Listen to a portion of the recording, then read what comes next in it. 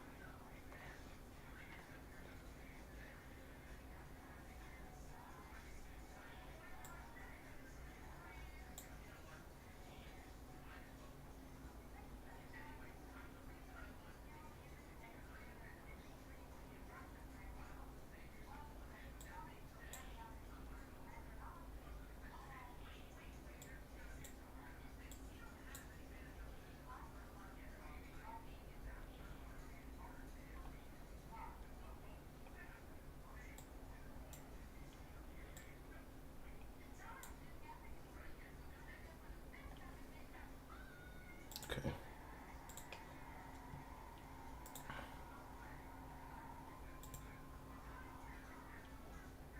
Today is the 12th, no, 13th. No, I'm retarded. No, I was right the first time. Fuck, I should trust myself.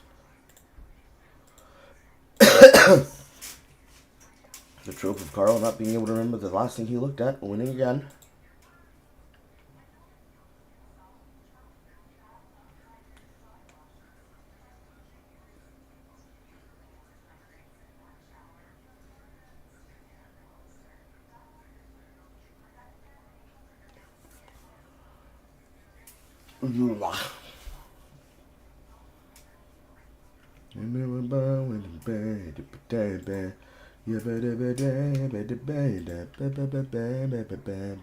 That didn't work.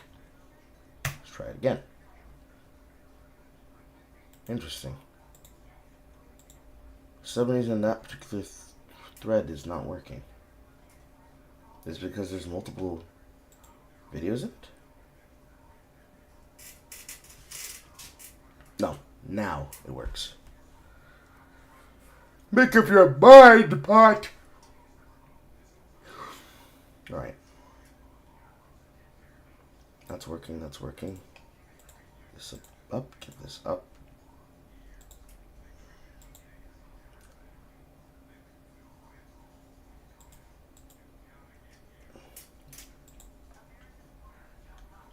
Well, let's be crap, cause you wanna name let's be crap, and you know, she lets me crap. I don't wanna say nasty, but cause she wanna go nasty, nasty. All that song, she getting nasty, nasty. Son of a nasty, nasty, cause I wanna think you getting nasty. Yes.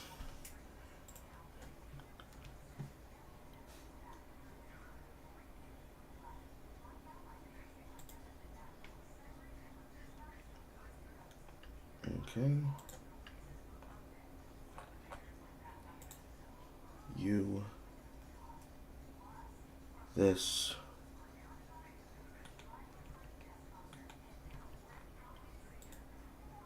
This.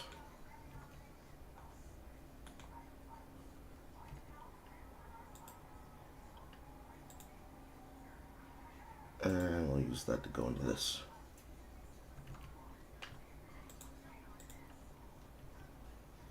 Wonderful place to start. Alright.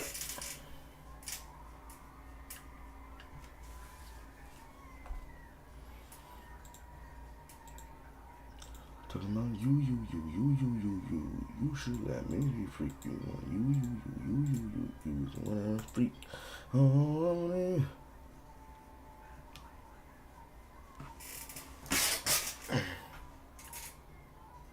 10 seconds.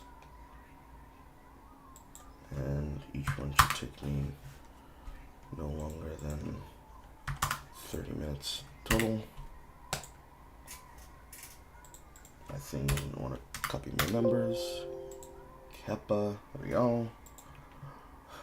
Alright. All good. All great.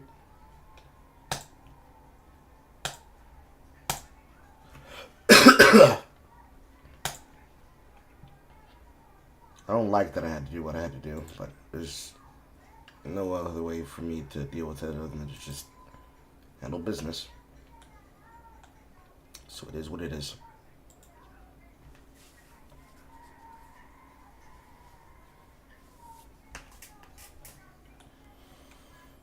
Alright.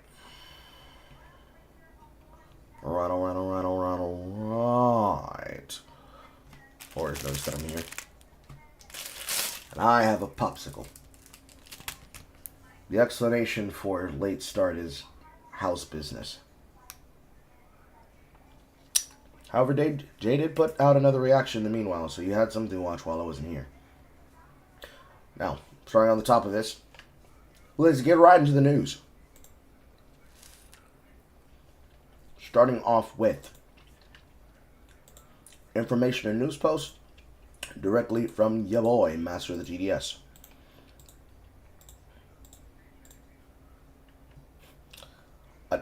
Okay.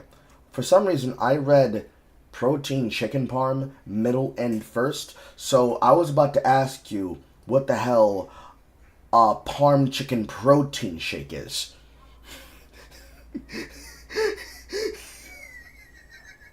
I don't know how my brain did that. I don't know how my brain did that. It's okay, Cyphernet. It was alright. We only ended up having time for exactly about 2 people, because the amount of time in which the topics we had, they happened to extend in deeply, but they were thorough and rigid, and there was enough there to sink your teeth into. So, it is what it is. Well, I know what a protein chicken parm is. My brain read it end middle first. So my brain was like, parm, chicken, protein, and then added a 4th word, which was shake. I was dead ass. My brain said, she's drinking a protein shake made of shredded chicken that's been liquefied. I don't know. Clearly, this is what happens when I go more than 2 days of contact without Star touching my skin. Anyways.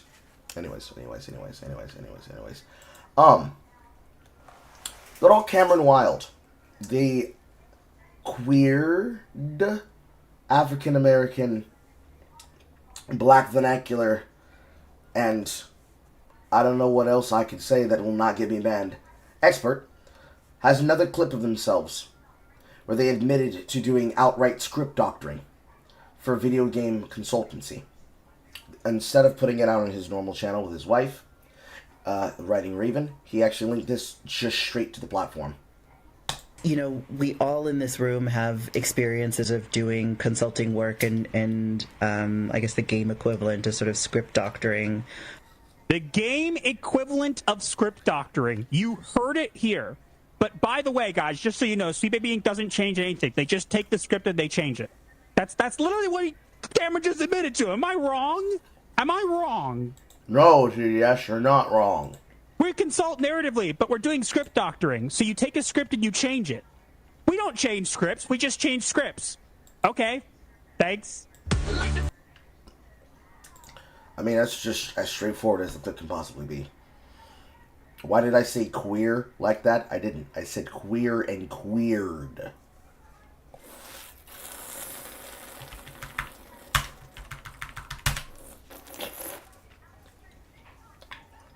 The first one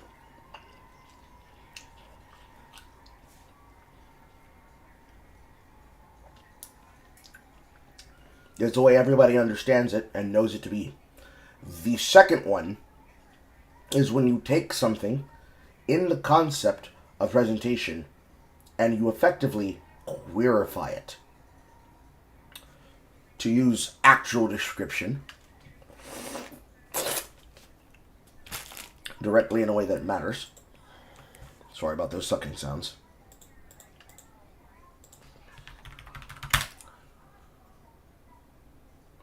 If you take something in the form of it, in the past participle, in the past tense, something that has been queered or something that is queering has multiple synonyms for effectively humiliation, shaming, debasement, degradement, humbling, demeaning, perturbing, and unsettling. But ultimately, in terms of how it works, it is, in the educational cathedral sense, the action of dedicating yourself to the supporting and the study of gender and sexuality focused through the actual phrasing of queering. In queering,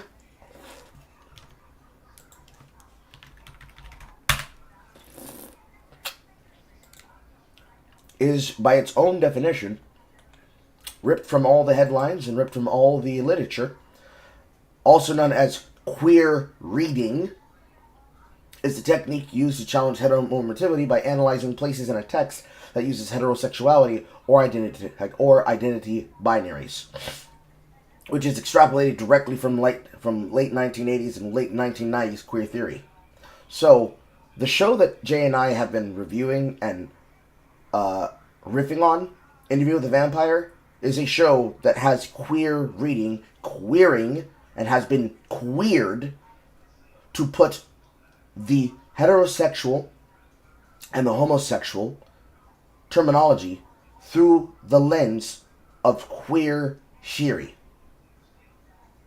To take away the original interpretation as written by Anne Rice and add in the viewpoints that would be ameliorative to the hashtag big gay narrative movement. So, the individual on screen,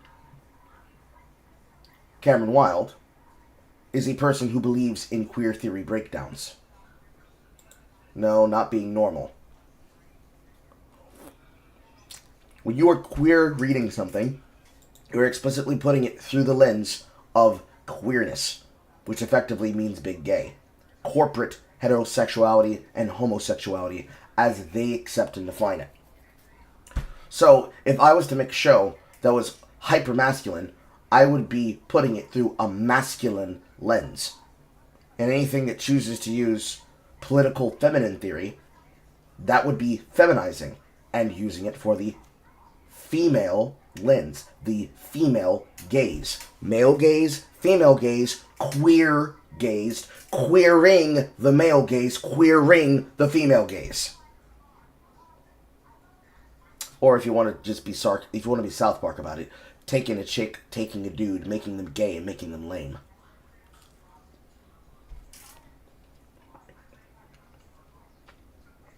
Anyways, moving on.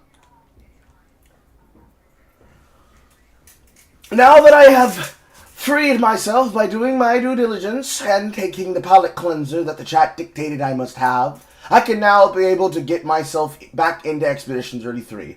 Unfortunately, that means I now have to catch up to all the E33 drama that has happened, including and starting off with people being desperate to really show how mask off they are about the character Male, which I'm going to pronounce Mayella, because or technically Mayel, if we're being accurate, but Mayel, because they are desperate to have the hots for this young teenager that is 16 in the game, because usually, the usual ones, they're all for, don't you know that they say that she's supposed to be a 9,000-year-old dragon, but she just so happens to look like a 13-year-old? Suddenly, a bunch of people decided they have an adult woman fetish for a character that is not canonically legal.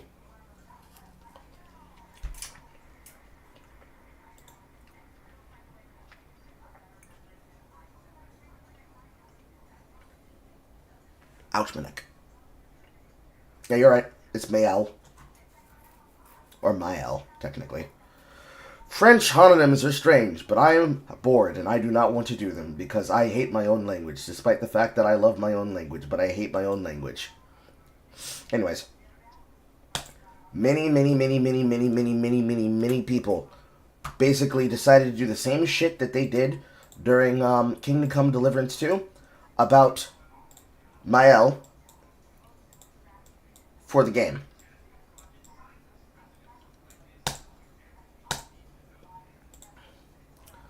Where I've been illegal since her birthday, if she was real, happens to be her age is irrelevant. She is fictional. She doesn't exist in the real world. She has no human rights. You're making a fuss about this. I honestly don't give a shit what arbitrary number of the pixels have associated them in a video game. I'm going to rape that fictional character, and there's nothing you can do about it. I'd say it's fine. It's not my cup of tea personally, but it's fiction, therefore I do not care as long as it doesn't affect reality. Those mods will be coming anyways, as long as there are countries within the age of consent of 16. When you guaranteed died in 33, most kids lose their parents at young age in this hypothetical world. Does 16 still consider underage, immature, can't give consent? Which is probably the more annoying and concerning part to me. Because effectively they're saying, when the adults start dying off, 16 actually is like the young adult 13 and 14 of the Victorian puritanical 1910 times. Don't you guys think it's kind of like if they were on the Mayflower during the early 1600s? That doesn't even deserve context.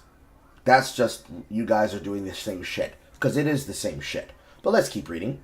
I don't care. I'd fuck her. Not like it's illegal or anything. I remember 13 being legal in Spain and Japan. I think it's important to note that several people have said 15 is the legal age of consent in France. Not just picking a side, I'm just adding on. It's a video game. If people want to look at it in that way, let them and stay out of other people's business. Crying emoji. What's the age of consent in France? I'd still fuck her. Who cares? Age is just a number.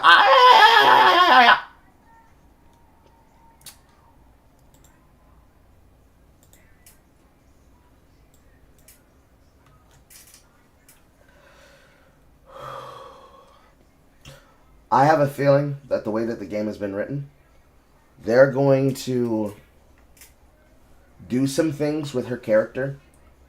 And I don't know, so don't spoil me. I want to find out and let my emotions be raw. But I have a feeling, based on what people have discussed about it thus far,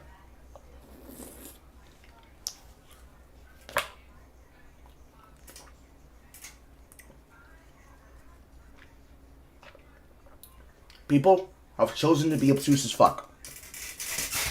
And they have chosen to forget how they stood behind John Delaroz and the rest of the chuckle fucks where they were doing this fucking bullshit concerning Kingdom Come Deliverance 2. When it's supposed to be an underage boy, you guys are selling pedophilia. You're trying to create a culture of homosexuality to kids. You're trying to sell them this big gay shit that I don't want for my kids.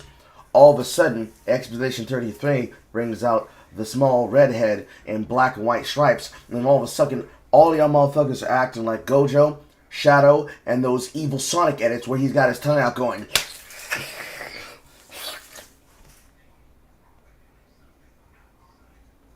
The hypocrisy is often noted, and in here it's no different. I hate it with a tangent, ew, and nigga come the fuck on. But, you know, just casual case example of the shit that I have to catch up to, which people claiming characters are or are not child porn based on whether or not they can or cannot fuck them or want to fuck them. It's not an argument about David Vavra going back on his stuff and blah, blah, blah, blah, blah. It's the fact that both these situations are the exact same, and apparently, as long as the girl is fuckable, it doesn't matter if canonically she's 1 year old, as long as she looks attractive enough to put your dick inside of. Or to be a lesbian about it. Some of this is the hypocrisy with what we already knew and have noticed, which is individuals choosing to behave in such a way that they just ignore the fact that they would be doing this exact shit the exact same way inside of Expedition 33 if it was an anime-based game, by all the normal talking points they use for the anime shit. But because it's a mature, adult, Western RPG that finally grew up, like all those bullshit stories I've been writing from the particular people who have been either writing the articles about it, or from people who have claimed, I usually don't like JRPGs, but this one's why we're going to releasing my teeth into. They don't pass the sniff test. At least to me. This was the first post that Niru made about it. And then here was the follow-up one, where she made the exact same point that I just explained about those two characters. She's not real. What's the problem? The problem is when your fictional 6-year-old looks like a real one and grown men start talking about how game is game, game is game, her childbearing hips, childbearing hips. She's really mature for her age. She's got potential. At that point, it's not fiction, it's confession. I would go to the limit of saying when it's very clear people are going out of the way to be hypocritical, just like this individual here is, Sugartooth Kosades. There are people that are choosing to just make shit up and say, listen, I don't care, she's super cute. Okay, cool, be blessed, beloved, but know that I'm side-eyeing you and I'm looking at you funny. Sorry.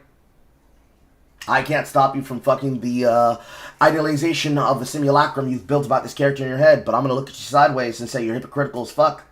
And if there was to be a doujin that you came across for both of them, they both have the same kind of explicit images.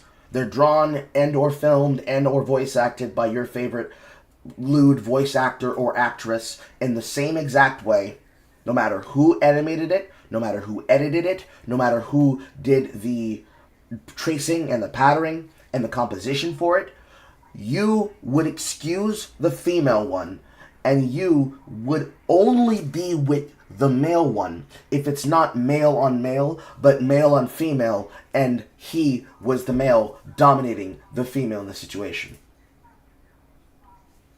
That's the actual honest truth.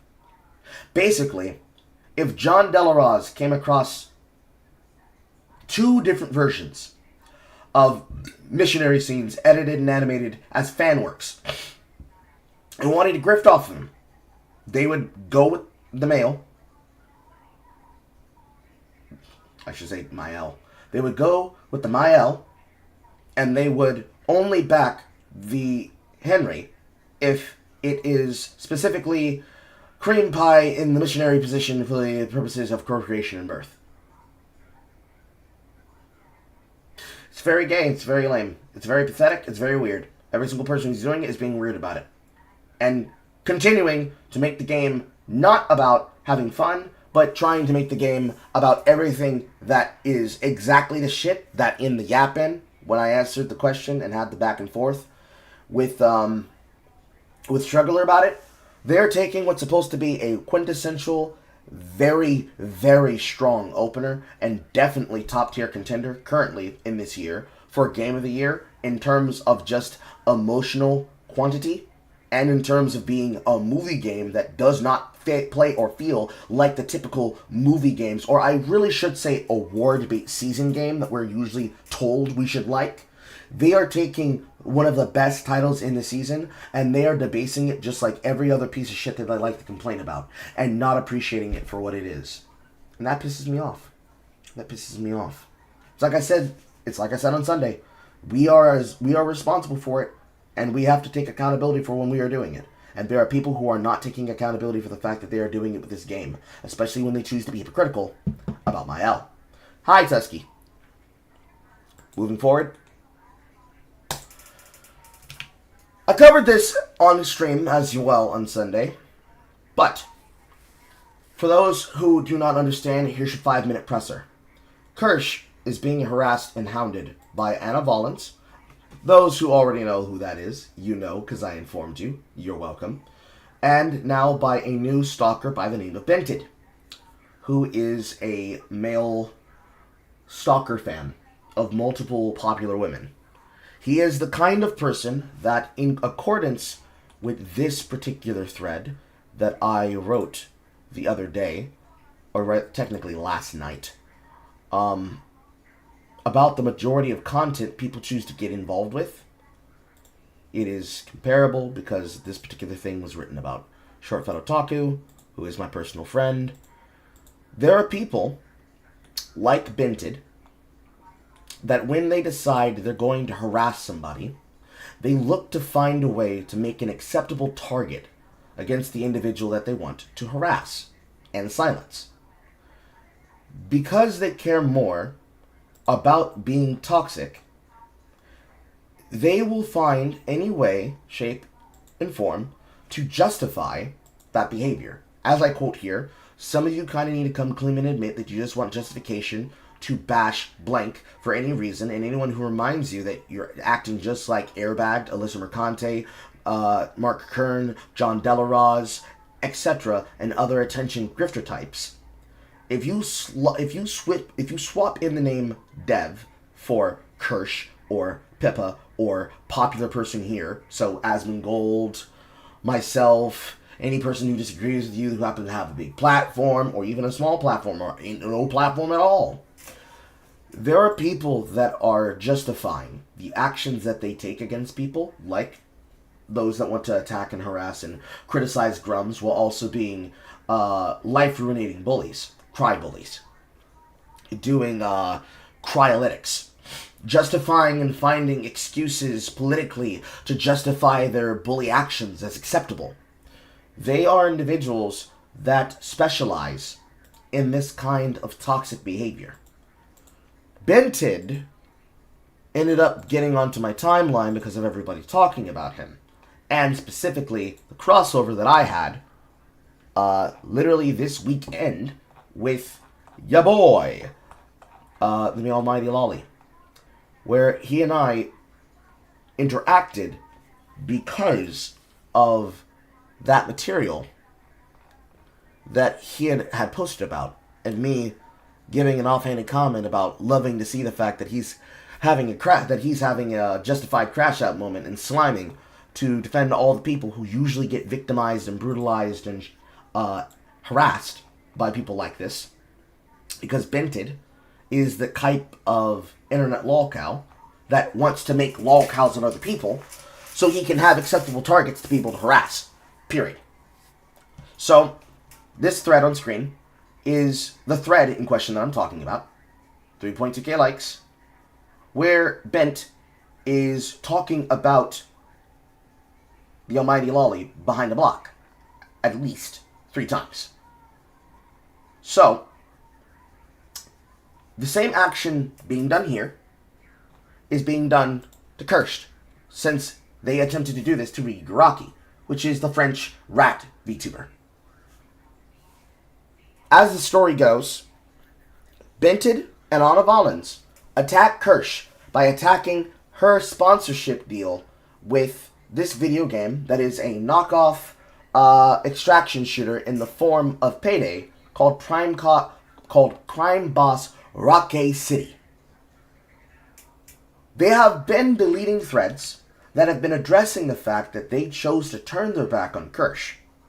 They refuse to address the fact that they basically cut ties with a content creator who brought their game back to life because they do not want to face the backlash, because they wanted to go all in on that harassment factor created by Anna Valens and backed by Ladnos like Bented. And up-and-coming people, if I can find that on the timeline, by the name of Nara TV, saying, I am going to go play this video game, and then, upon finding out that there's things in it, like Chuck Norris references, they dropped like a bad fucking habit.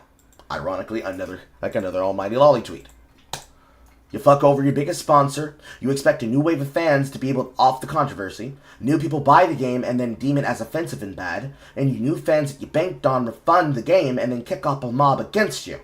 Because they were not interested in supporting your game. They were interested in harassing the people that they wanted to try and life ruinate into the ground.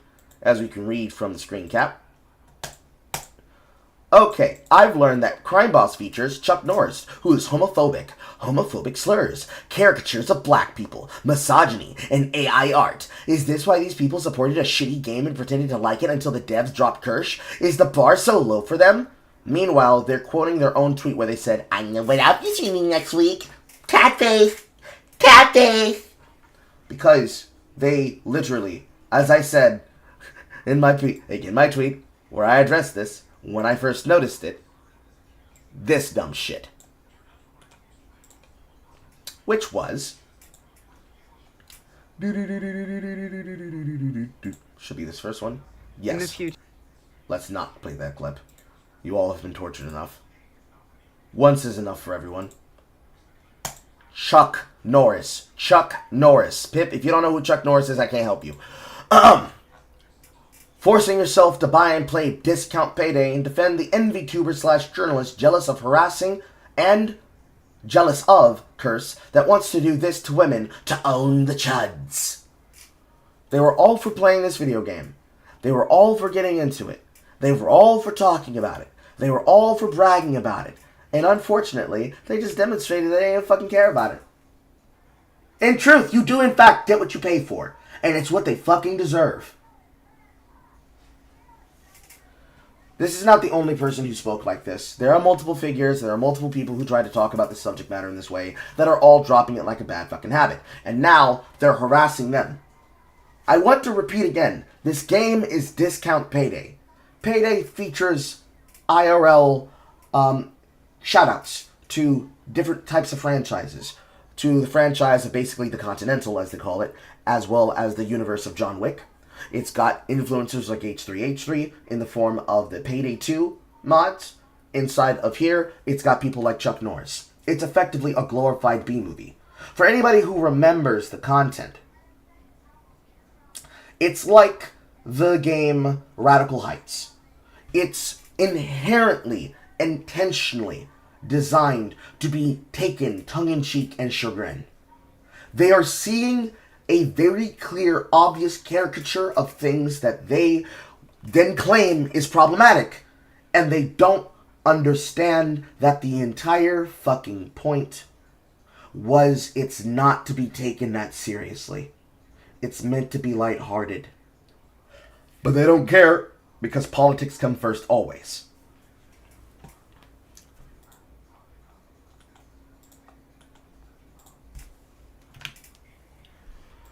They have now been caught deleting the threads that are in support of Kirsch. One of the biggest ones that had 140 awards and 116 messages completely deleted Thanos out of existence. I went over this today on stream, and Asmongold mentioned it as well, because Asmongold's been on top of it. It's where most of his recent clips about, we're going to use the tools you used against us, against you, and you're not going to like it, and you're going to scream and cry loud and get mad about it, but we don't fucking care, spin on it. But on the stream discussion page for Crime Boss Rocky City, they've been deleting threads. The largest thread in support of me was deleted last night. Meanwhile, one posted by the people who were part of the harassment campaign is still up. They have doubled down.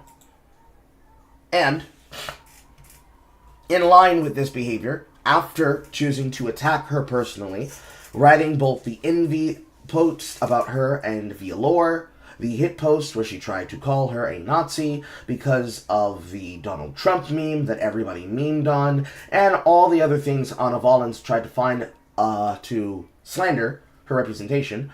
Anna Valens has now moved on from that, in this situation, to attacking U2s and gamer support to try and attack their merch.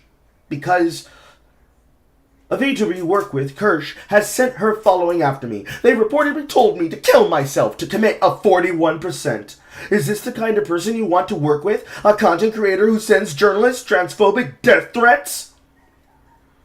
Outside of obvious people like Respect Elves being channeled through the best of us, like Pip, the fact of the matter is that these kinds of individuals are the reason I said what I said towards the end of that broadcast. It is very clear and obvious to me that the internet project of attempting to give everybody a place and space to speak on the internet is not going to fucking work. And the reason why is there are people like Anna Valens that are going to do everything possible to try and justify that their behavior is acceptable and right. Because the same way that they will attack people like myself, and the same way they'll attack people like Dev, and the same way they'll attack people like Kirsch, and the same way they'll attack content creators like Peppa, or the Dragon's Treasure of the Dragon's Tea, or mutuals of mine like the Ginger Archie, or specifically individuals like the Redheaded Libertarian, who I spoke to on a Twitter space in assistance to my mutual Nick Monroe, or more specifically, individuals like one of our longest supporters in our audience, the Alabastard, Wheezy. They do not care what they want to attack you for. They are going to attack you for it no matter what. And as much as we blame people like Lucia Mercante, and we blame people like Bented, and we blame people like even Grums and John Delaraz, and even other individuals like Dave Riviera, real name of Airbagged, the fact of the matter is that they will never stop. So it's very clear that if we're going to use tools for power, or we're just simply going to regulate ourselves in our own ways, we need to start making them persona non grata. preferably burying them. If you have some form of power over an event that you help organize, change, or fund, making sure that they're permanently banned from them. The experiment doesn't work. Free speech is not the problem here, and it's not the concern.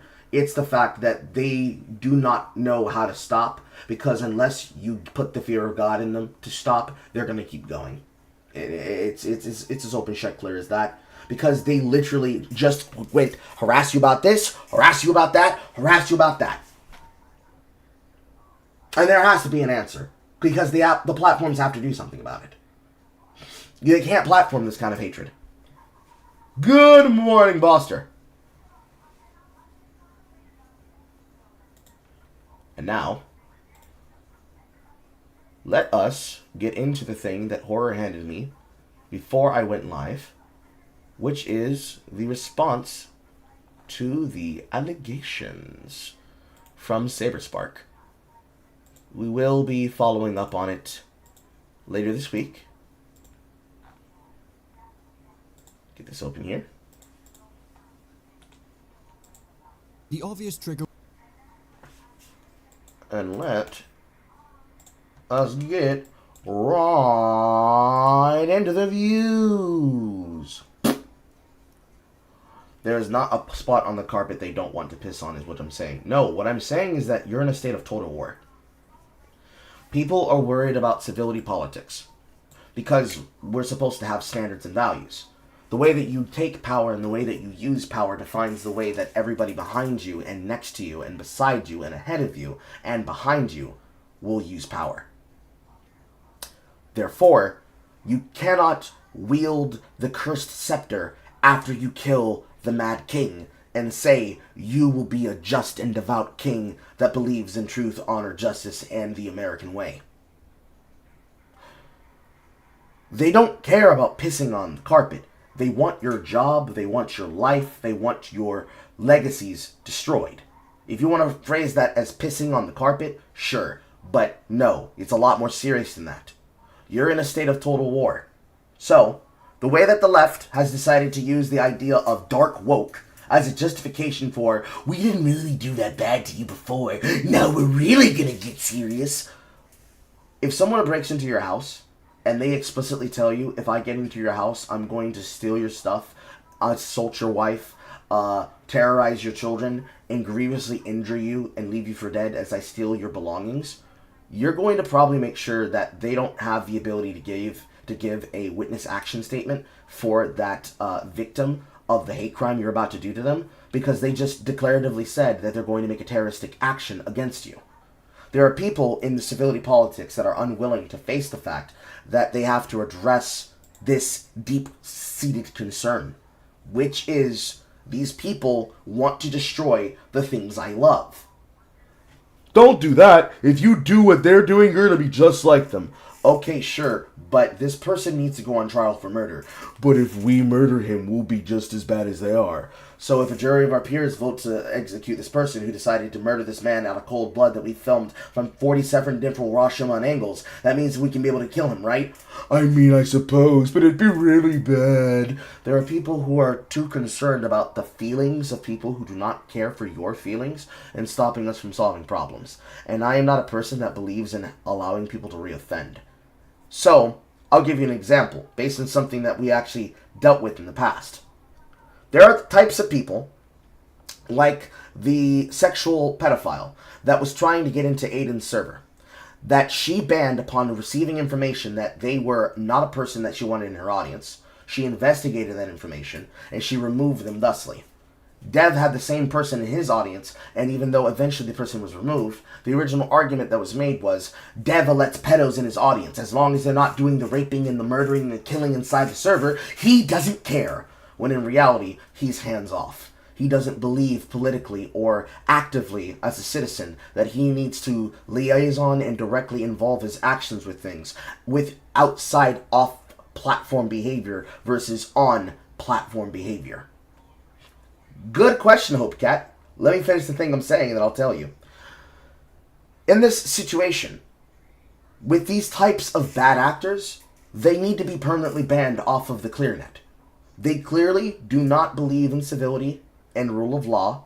They will keep reoffending. They will keep harassing, they will keep attacking, they will keep stalking, they will keep doxing, they will keep trying to cause life ruination, they will possibly move to swatting next, and they'll do everything they can to try and terrify and put the people that they choose to focus on in a holding pattern where they don't know how to handle with this problem, and other people do not care and notice because they're acceptable targets that can be singled out for ridicule as a lolcow that deserves what's happening to them, despite the fact that any attempts to do research or any understanding or any proxy from another outside figure explains very clearly the context about what's happening to them. So, using the male-female standard, if I were to do something that a female content creator did, I would be judged more harshly than the female content creator, just in terms of the general appeal of the situation, no matter what the context is, because that's how people are, inherently in nature. Most of the internet is controlled by women and is woman-coded, in the sense that most women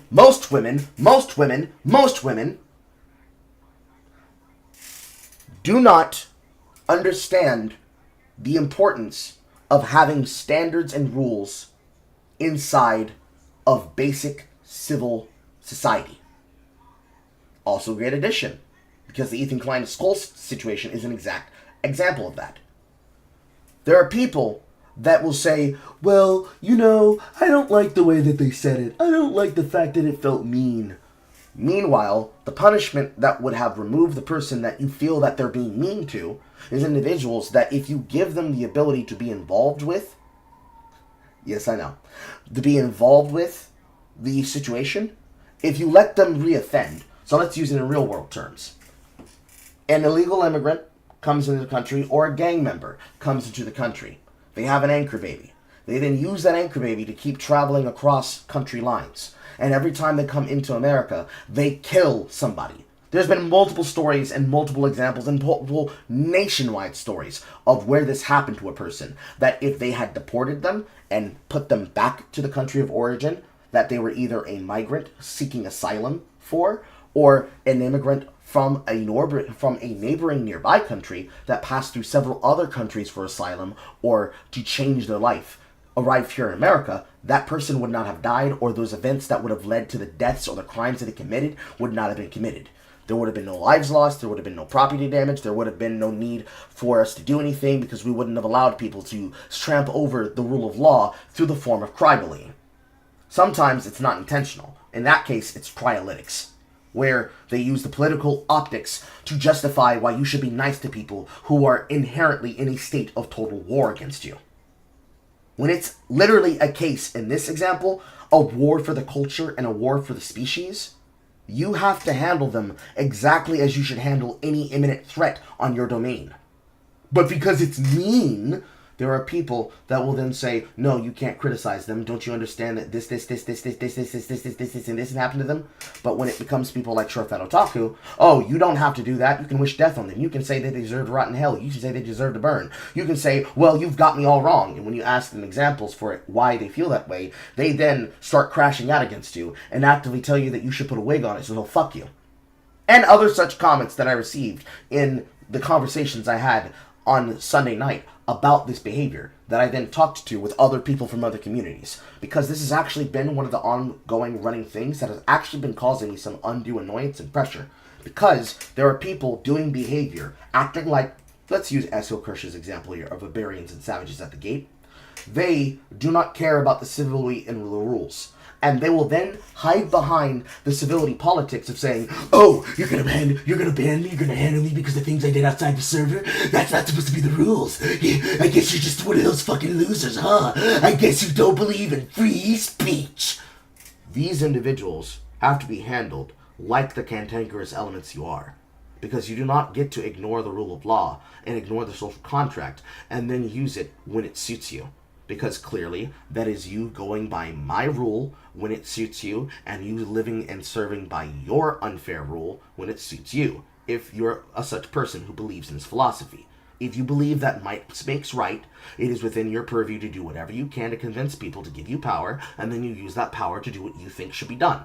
So, for those that were there to watch the content from JDA and how he backstabbed York Torch Gaming, and how he backstabbed master of the TDS, John Delaroz is a viewpoint and a figure amongst the many grifters who we can legitimately say is 100% a grifter, just like Mark Kern, just like Alicia Mercante, just like David Jaff, just like Dave Riviera, aka Airbag, and like Bented, and Naria TV VTuber, or any VTuber who behaves like this, or from the reporting that we did the other night, where we didn't finish the back half of it, so we'll probably finish that other half sometime between here and Wednesday, Cinder.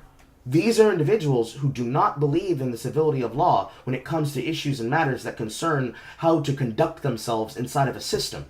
They don't want to follow rules because they don't feel that they should need to or have to. Or they believe they have enough influence and power that they can just outright ignore them and say, what the fuck are you going to do about it? And take the Hassan Piker line of just keep hating your life, working class Andy. Period. It is what it is, what it is, what it is. Okay, boss, I'll keep that noticed. So, going back up to pissing on the carpet. No, it's not about them pissing on the carpet. It's about them firebombing your house. Let's say you could press a button. Or, pull a particular type of object that happens to be a spring-loaded lock that's loaded inside of a mechanism that allows you to fire a well-shaped piece of metal that is being fired from a cartridge or being fired from a shell casing, ignited by gunpowder, to defend your land and home as the Patriots and Founding Fathers intended. If you needed to defend your things from these types of invaders, but somebody were to say to you, disingenuously so, if you do that, you'll be just like them, and they have an object that can also have a force multiplier applied to it in order to try and take your stuff from you, the moment that they can use your language and your terms to take your stuff, it is very clear that we have approached a point where we now need to have the ability to understand that there must be some form of consequence for this kind of action. And the normal action consequence that exists via fucking culture and child rearing and game theory is that when you refuse to follow the rules of society, you are excommunicated and you are exiled from that society. They don't deserve money. Because the problem that I have, that all of us have, is that they do it for monetary gain. This is not an example of two friends that can't be in the same room with each other, where one of them didn't treat the other one appropriately and was cross with his actions and short with his words. And so, in the moment that you bloodied his nose, he bloodies your nose, he had the audacity to ask you for a Band-Aid. This is not a situation of that. This is a situation of a person who's being whipped and tarred and feathered and ran through the society and through the public town square. But every time a person whips them, they get $100,000.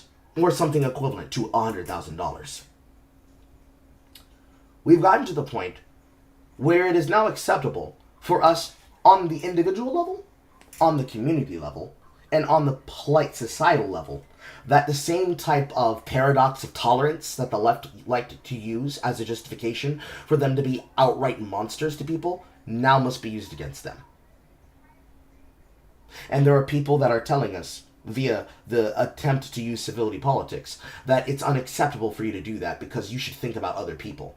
But they would be the first to drop the fucking antics and do exactly that in a state of total war against you, in order to, again, have a war for your culture, have a war for your content, have a war for your future, and have a war for your society. The preventative measure stops you from being in need of a cure. So the social and societal ail and woe here is that the societal woe that ails us are these individuals being allowed to get money from doing it. And I'm not talking about people just making content, making fun of you because you had a bad take. I mean people trying to ruin your life and making content and becoming popular off of making misery content. And then saying, no, it's justified that I do this. Don't you know that person, he did actions that made it acceptable for me to do this? It's like the episode of Black Mirror, White Bear, where they made a park, a theater attraction, a carnival attraction, a theme park attraction, around harassing people they decided are good targets. But usually they do it not because they did something wrong, but because they just felt like it was acceptable to make shit up. To the point where they just spin up whole tablecloth lies. Because, hey, who's going to stop me? Namely because, one, who's going to stop me because I'm stronger than you? But two, who's going to stop me because, hey, everybody agrees with me. You're outvoted. I'm the type of person that stands against the mob and says, this is not right, so it's going to stop today. And if you want to get to them, you're going to have to get through me. That's what I was reared, and that's what I think. That's what's proper. That's what's decent. That would be actual justice. What they're claiming is not justice. It's not even blind justice. It's not even social justice. It's just vindication and mob justice. And mob justice is just harassment via the Democratic standard. So, wanted to point that out. Wanted to get that out. Important to say that.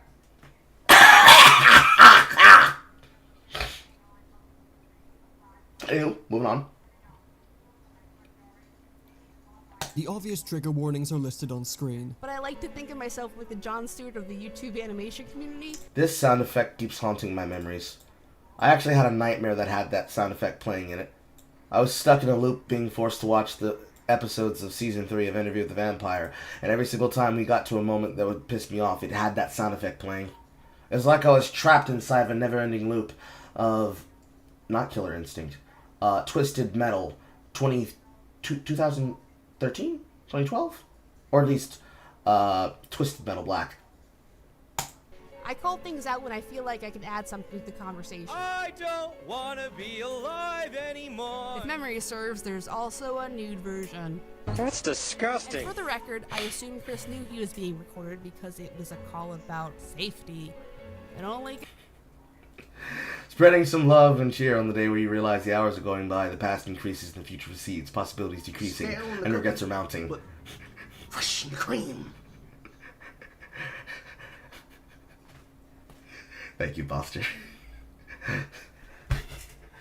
The hours, the minutes, or rather, how does it go? The seconds become the minutes that become the hours that rule the days of your life. The past increases and the future recedes. Possibilities decrease and regrets mount. Do you accept to move forward? Pale regret. Continue marching. Probably one of my favorite fucking little spaceship posts. Oh, thank you, Buster. I appreciate you. I love you. Gets worse from If you're here. going out with someone your own age, you can't take advantage of it. For some reason, people think I'm unqualified to do this. You know, I think they might have been onto something. Hello Sloppers, welcome back to Slop Live. Have you ever wondered what would happen if an animation critic took on the opportunity to expose serious predator allegations and just didn't know how to switch off of internet funny man mode? Well, that's what we've got here today, because as of last night, as of writing this video, the creator known as I Love Kim Possible a Lot took on the daunting task of exposing two very large YouTube creators in the same 2-hour video and alleging some very serious allegations against both, and proceeded to completely fall flat on her face and ass simultaneously by not treating the subject with any amount of respect. The creators being accused are DA Games, most famous for his original songs based off of video games such as Five Nights at Freddy's, Bendy and the Ink Machine, so on and so forth, and Saberspark, one of the most popular channels in the YouTube cartoon community and the strongest gooner of today. The gist of it is that DA Games is being accused of preying on a minor with a lot of receipts and evidence, regardless of their potential validity, and Saberspark is being accused of sexually assaulting someone 12 years ago with a single twit longer that was posted by a third party. Now in this video I'm not going to go into the validity. Not the third party twit longer.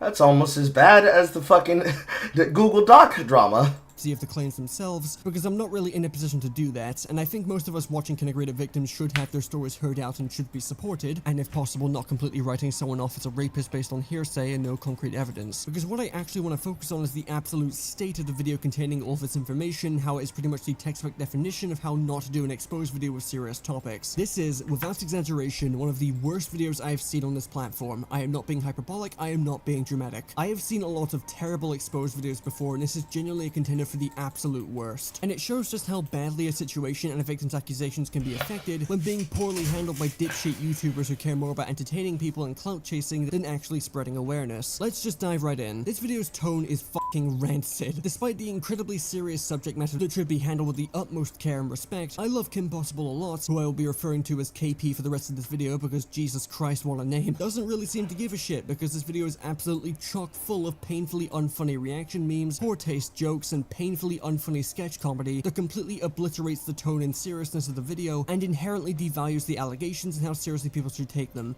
That's just what most of the people who choose to do this kind of content do. It's the other side of slop commentators, but instead of it being the accusations they usually give towards reactors, it's the opinion that they have for themselves, where they decide, because it's super funny and super based, when they decide to be annoying assholes about it, they will decide to take things out of context, act like they have done something transformative and good that effectively amounts towards nothing for the majority of the topics that they want to talk about, and makes every person nearby and around them feel like the clear problem is they do not understand and do not want to understand that they are not funny and they are not helping when they decide to trivialize these matters. Carl said as he stared into the camera, knowing that this is something people could accuse him of. The fact of the matter is, no matter how many ways you come away from it, there is a certain je ne sais quoi that needs to be understood when it comes to subject matters like these. Sometimes, for however you loud and annoying and blah blah blah blah blah person could be, you have to understand there are actions, there are consequences that for these kinds of actions. Some issues are more important. They are more important than being a fucking lazy slop content creator. Why does my shit feel like it's off kilter? Probably because it is, or I don't have it low enough. There we go. Because I know going into this, because I happened to catch back into this while I was looking at the op block. I said hi to Foggy while I was there. It's obvious to me that KP has a serious vendetta. And just like when Illuminati, Blair's on, would talk about content on her channel, it's the same style of shit. It's the same style of slop commentation. Take a person, take a meme that you can use about that person, put them in the worst light, be a lazy fuck, and then act as though they don't understand any of the concept they're doing, and I'm just reacting to content, bro, why are you getting mad at me? Same way that people that want to call reactors lazy are the same individuals who do not take the time to actually learn what the reactor has to do in order to have understandings and a proper take. They don't do any research. They don't take information or feedback from the chat. They just fucking blast the shit off like ropes. Straight from the hip. And then if they fuck up and they end up getting something wrong, oh, well, you know, everybody makes mistakes. Everybody has those days. No, they don't. They don't make mistakes, this giant. But they do. There's supposed to be a type of consequence that should be associated with this behavior. Fortunately, it's coming to find her. And I love that for me. But this attitude of people doing shit and trying to be hee ha ha ha ha, this has been going on since forever. But they don't call this shit slop content. It's just amongst the flames of all the shit that people can consume and watch. And most of the time it goes in one ear and out the fucking other. So you didn't even think about it for that amount of time. But if somebody were to put any amount of effort in, or they were to watch it on camera, like I am right now, they'll then say that my shit's slop. Despite missing the fact that where I can be serious and I can be jovial, I pick the tone for the time that it matters for. And even when I do said thing, it's very clear that I have a view and they have no actual vision for what they're doing.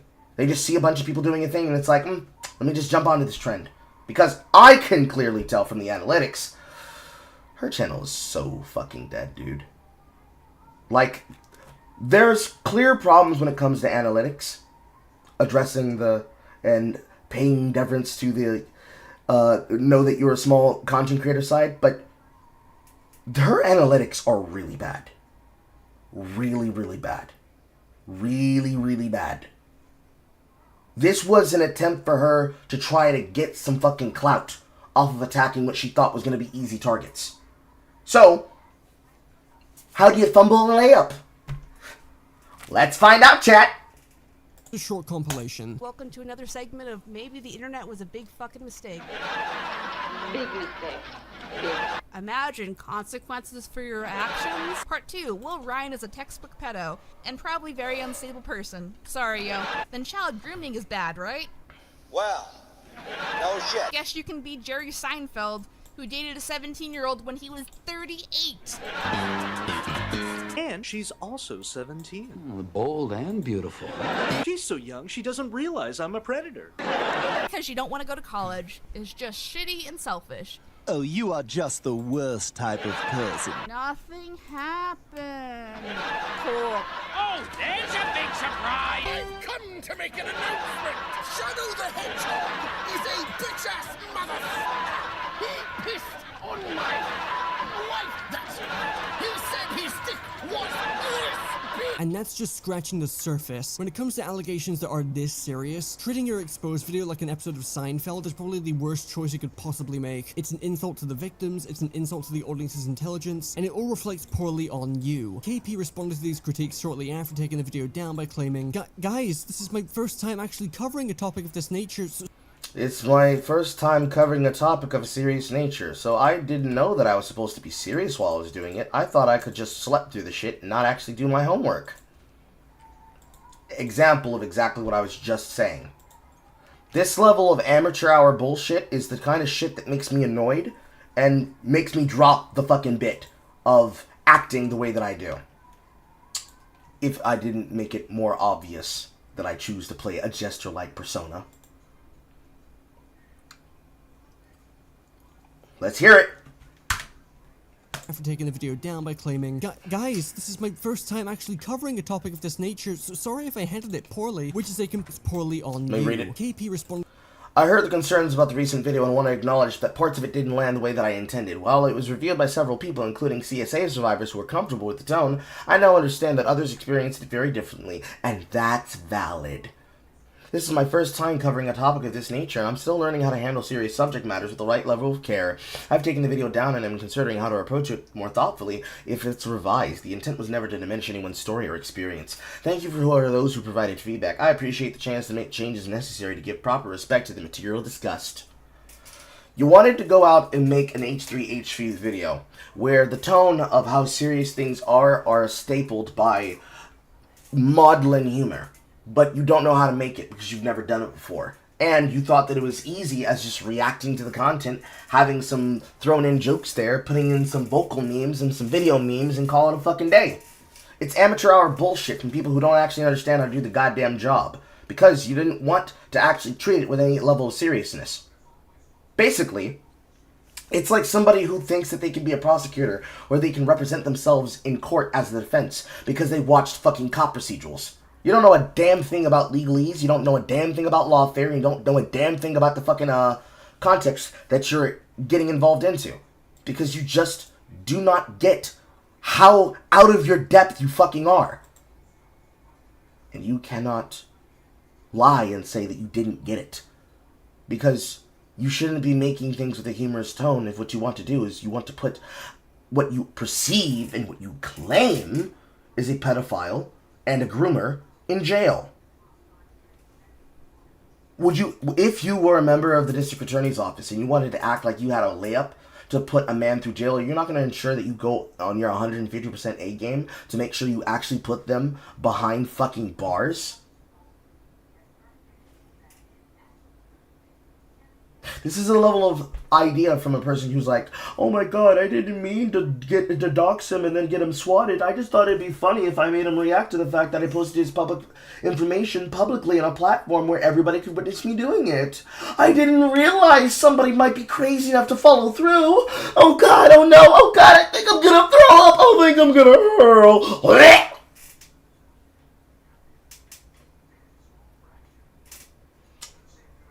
The first thing that I want to say should happen to a person who does this isn't legal and probably would get me banned on the other platforms. What I will instead say is that this person might want to go seek therapy for their deep-settled issues, for how they decided they wanted to take other people's stories and use them as a cudgel and a hammer to attack other people. Moving on.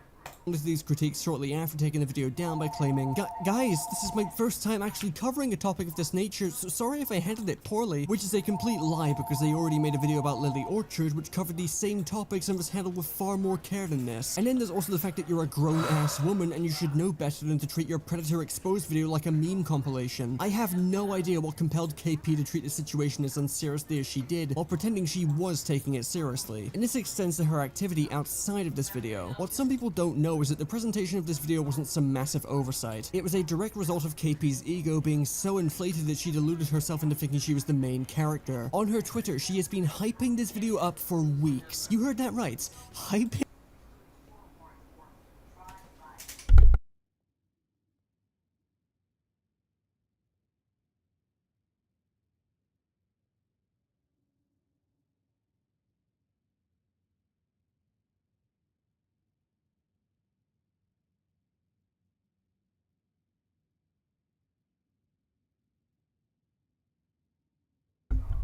Sorry, needed to ask a question. I thought something was happening.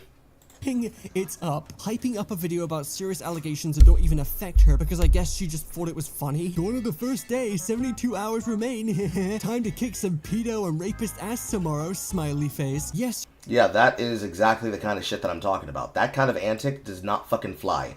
That shit's not interesting, that shit's not fucking cute. That's just fucking annoying. But you know, tee ha ha ha, it's super kitschy. It's super kitschy, guys. It's super kitschy.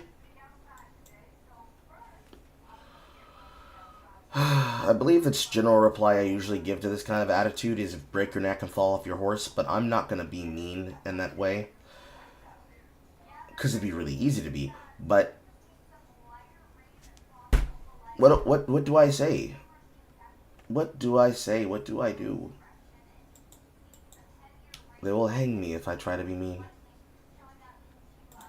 Your Honor, please draw your attention to the YouTube poop I uploaded last week. What other reason is there for this that's somehow more charitable than you finding it funny? Because that's bad enough on its own. The only other alternative is that the entire time you were making this video, you were rubbing your hands together like a cartoon villain and fantasizing about how much clout you were gonna get from taking down 2 channels of over 1 million subs and beating down on predators. I like to believe in the best in people, and personally, I think the best I can see in you is that you just found the entire situation hilarious. But I'll leave any other interpretation up to the public, I guess. This shit is so f***ing cringe. Jesus Christ, there should be an award for being this tactless. It's Expose Week, just call me Moses because I'm about to bring down some plagues. And then she attaches some fan art a person drew of her where she's portrayed as Moses holding up the Discord commandments. Stop hyping up a video about predator allegations, you fucking buffoon. You are not Kendrick Lamar. And we're still not done when it comes to her complete lack of tact with the situation. KP managed to get a good few people to provide their voices to narrate certain parts of the video, with some people you might actually recognize, like June the King, for example. However, it's become very clear that KP was very likely not honest at all about what she needed these people's voices for. Kayla says, the person who provided the voiceover for the beginning of the video, commented on a re-upload stating that KP had not told him what the video was going to be about and what she needed the audio for in the first place. She was completely out of the loop of whatever this was, and only accepted the offer because her and KP were mutuals. So that means you decided to lie to people to get their involvement, to try and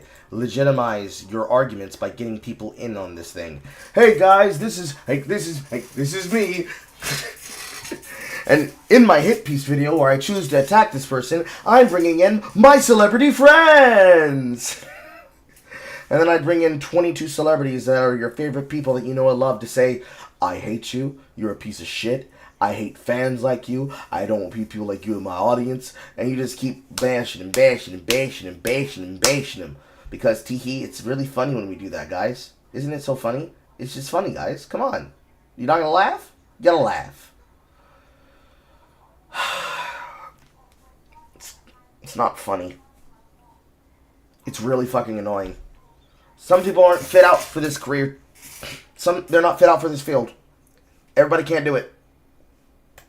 Obviously, it's probably a good idea to know what you were working on before sending voice lines over, but this is still incredibly interesting, and unfortunately, it can be backed up with actual proof from a different source. A small YouTuber known as StillDubs was contacted by KP to provide voices for the video as well, only StillDubs ended up declining the offer since KP wasn't in a position to pay them for their work apparently. Yes, a 120,000 sub YouTuber who's been on the platform for over 10 years can't be bothered to pay for a handful of lines. Like, holy shit, it would have been like $5-10 at most, but okay. Getting past that hurdle, Still dumped their DMs of KP on Twitter, and the entire conversation really shows how profoundly unprofessional she is, completely refusing to let Stell in on what is actually being covered and what she needs the voiceover, simply telling them she wants to do a funny voice and describing the video's content as spicy, continuing her complete lack of respect for the subject matter by treating it all like a massive joke and keeping VAs completely in the dark about what they're actually providing their voices for. Now, not every VA used for the video has come out about it so far, at least to my knowledge, but this is a pretty concerning pattern. And then there's the matter of them just taking someone else's audio and using it without permission. Remember that god-awful Sonic fan dub reference she made about Cyberspark? Well, you may have noticed that it isn't the original audio from Snapcube, but instead an alternative dub of it from a different person. Now, given this video's use of voice actors, you would probably be under the impression this is someone she hired to do an unfunny skit. But no, it's actually a completely unrelated audio clip from Veggie BLT, where he did a full cosplay of Dr. Eggman while reciting the pissing on the moon bit from the Snapcube dub, and he was completely unaware and was not asked for permission. Now, you may be wondering, what's the big deal? The entire point of making memes is recycling content into something new. Well, considering every other VA featured in this video was signed on to the project, some people are going to assume that this redub of an old Sonic video was made specifically for this video, and it's completely unfair on the creator of the audio given they're a much smaller channel and want nothing to do with this. Which begs the question of why the f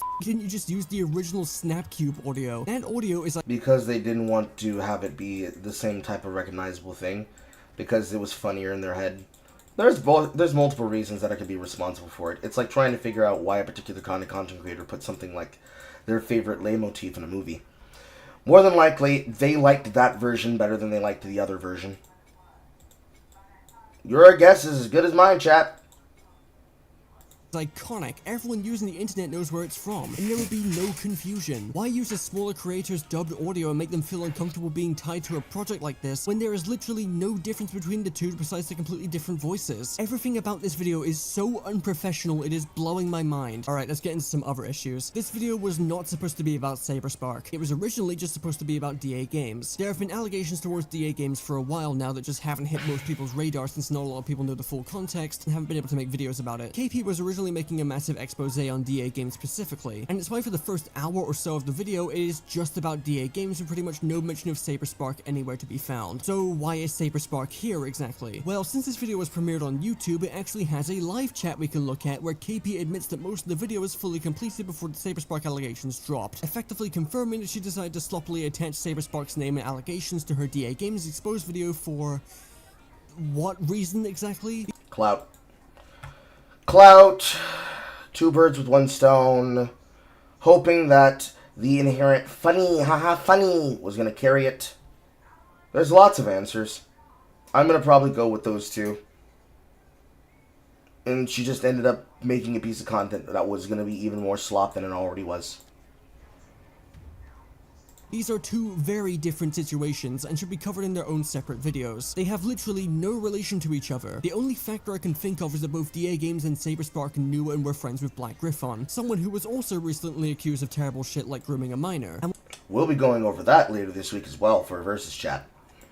while Griffon does play a decent part in both stories here, these situations are way too different to just be thrown together like this, not to mention the massive difference when it comes to the evidence here. I already said I wasn't going to go into the validity of the allegations themselves and just wanted to focus on how they were tackled, but it's so obvious this was originally a DA Games video, and Saber was just slapped into it last minute, because DA Games has a decent bit of evidence against him, whereas Saber currently only has a single twit longer. If KP actually cared about the allegations against Saber, they would wait until more information came out before publishing this video, or just leave the Saber stuff for its own entire video. Saber plays such a minuscule part in this video, by the way, yet he's the first name put in the title, he's in the thumbnail, and KP hyped up his inclusion for weeks. It's almost like Saber was haphazardly thrown into the video and marketed as the main focus purely for clicks and not out of an actual sense of justice or care for the victim. It's clout chasing, and if it isn't, then it certainly comes off that way. And let's not forget, by the way, KP knew about the Saber allegations weeks before they went public. They went public the day this video came out, in fact. So she was just sitting on this information for weeks. And I say she was sitting on this information and not just putting it in a video because she provides no new evidence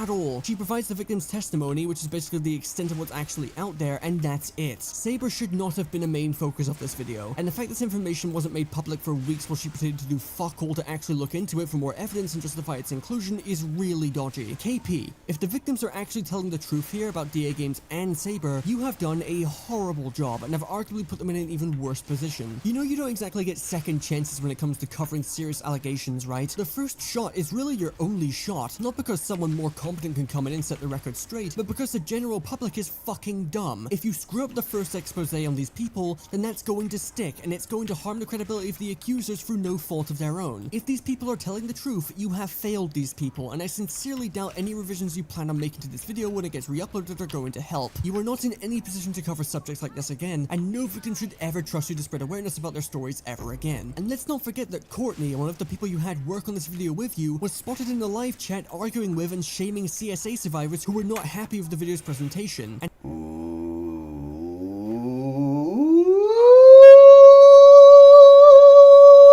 that's a no-no. Oh, we're gonna read those. Oh no, we're gonna read those. If this is how genuine criticism is responded to, then I'm still so sorry for any CSA victim that came to you or Courtney or I like Kim Possible. This is so horrific. This is a spectacle, so I'm gonna be a part of it. Is how you sound, Super Kirby Lover. So you don't even respect the subject matter by having the person who's supposed to be working with it, which is one of the Pete's. One of the Pete's. Assuming that this is the partner of Lily Pichu, because I believe they now refer to themselves as Lily Pete on the back end. You don't even respect the CSA survivors. You use them for material and content, so you can make a bully video against two people that you don't like and want to have involved. You're taking the angle of, let's take Hora's example of pick a side YouTube 2.0. Who are you going to stand for? Them or me? You're going to do the exact thing I just described earlier from the last piece of content we just discussed, which is being the kind of person that will call yourself a hero for the victims by picking someone up that you thought would be an easy target to slam dunk on, that no one would defend them. And all of a sudden you're like, wait, I had to do things? I had to have procedure? I had to follow standards? I don't want to have standards and values. I thought you were just giving me money here. Amateur.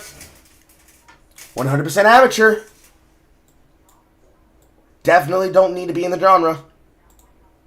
and how you turn this into a spectacle. If you have such blatant disrespect for the matter of sexual assault and predation that you need to treat your coverage of it as a complete joke, and then one of the people who helped work on this video with you is getting passive-aggressive with CSA survivors in the live chat, then how the fuck do you expect anyone to take you seriously ever again? Please, for your sake and the victims, do not cover situations like this again. I don't care that you're working on a revision for the video. Either you hand the topic off to someone who's more qualified, or you simply leave it alone. You had your shot and you blew it. There's some other things I could probably talk about, like how there's a random section about Lily Orchard in this video for literally no reason, or the fact that Chris Chen typed a message in the live chat and everyone thought that was just normal for some reason, but that's basically all I have to talk about here. I'm sure in the coming weeks there will be more developments in the Saberspark and DA game situations respectively, and whether the allegations are revealed to be true or false is anyone's guess. I just wanted to focus on this video because it is a perfect example of how not to expose YouTubers for serious stuff like this, and how dumbass YouTubers have the potential to completely sabotage the victims' efforts to seek justice if they are telling the truth. It's a gross video, and I hope everyone involved with the production regrets it for the rest of their lives. Anyway, that's the end of the video, and if you've ever suffered at the hands of a predator or abuser, then please take it for the proper channels and authority figures who can help you seek justice, and not a brony YouTuber with a dying channel.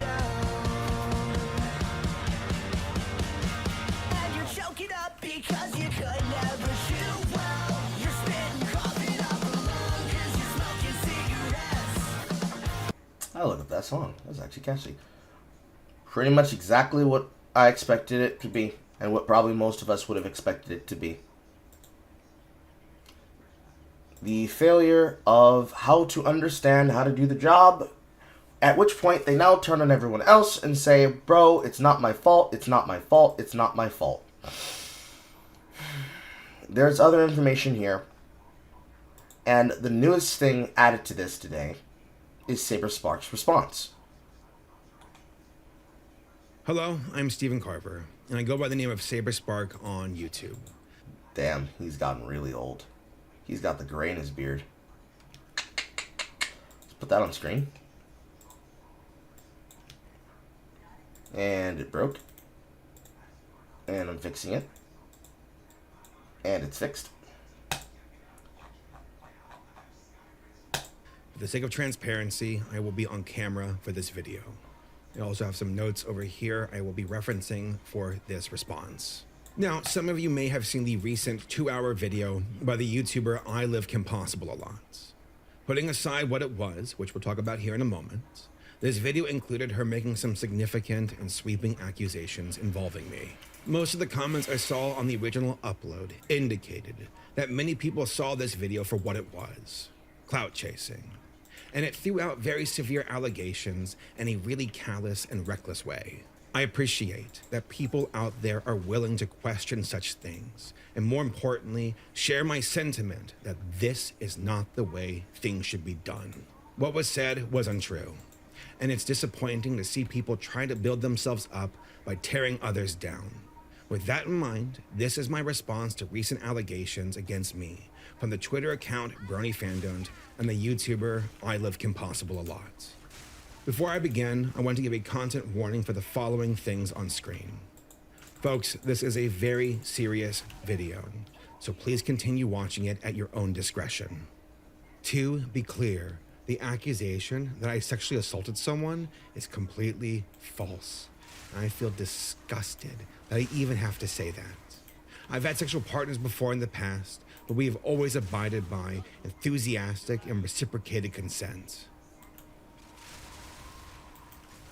The actual reality of the situation appears to be the result of what I believe to be a hit piece. From what I've seen, it seems that KP and a person by the username of Brony Fandom were working together to push this story, and I have evidence to prove that.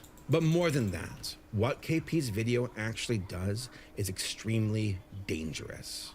It hurts those who are truly victims out there. And this is not how you do things when it comes to people's lives. The following section will be about I Live Impossible a lot, my history with her, and what appears to be her attempt to falsely accuse me for her own gain. To make it easy, I will be referring to her as KP for the remainder of this video. I met KP in 2014. We lived in the same state and eventually became friends. This was... Damn, he high-rolled the possibly getting groomed or becoming a groomer by that fucking much. Mainly because we shared common interest, as we were both part of the Brony Fandom and were both YouTubers as well.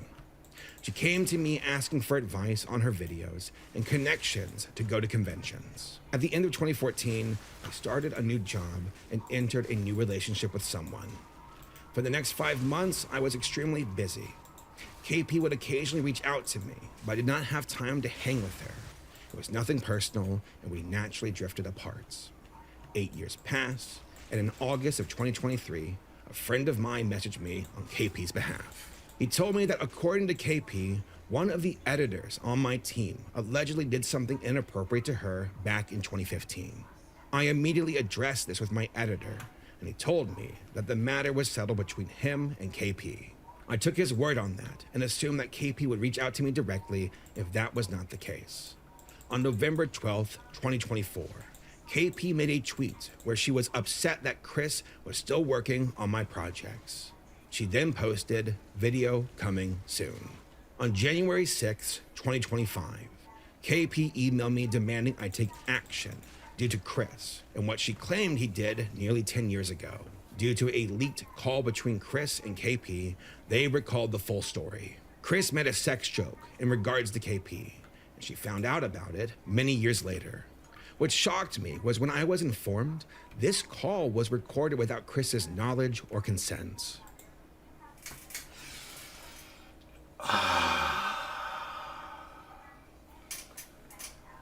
Be woman. Be friends with men. Here, recording that shouldn't exist of comment that should not matter considering the fact that it's years removed. Get mad. Turn against the person who's allied with him because you decided you want to hurt someone. I have half the opinion to think that this is based on something a little bit more than just trying to revive a YouTube channel. But, you know, let's not go there and just simply hold our tongue and wait till the end. Chris profusely begged for forgiveness at the end of the call, and it looked like both KP and Chris ended on amicable terms, which matches what I was told by Chris content when I initially confronted him about the situation. Yeah, Chris, you want to say anything? I guess I'd go first, yeah. Go for it. All right. Well, first, I think it's the obvious thing is one, just want to profusely apologize for that terrible fucking thing I did. Mm-hmm. And that, God, was an absolute horrible person so many years ago. And you didn't deserve that. So. All right.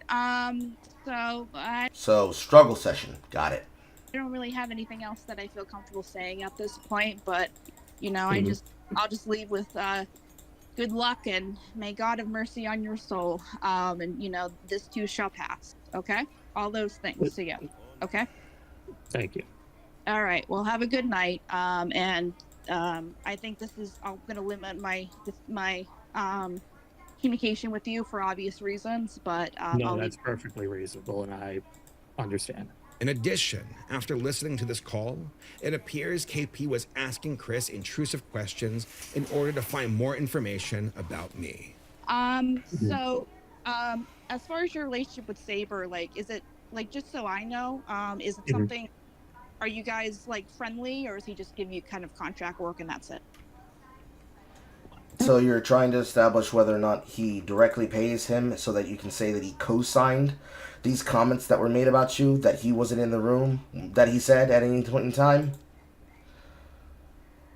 I don't know, chat. This is feeling a lot like I'm mad that he didn't return my calls and I wanted to hop on that chickle stick and ride it till it was wet. I don't know, chat. I'm trying to not do the bit, but it appears that that is not a bit.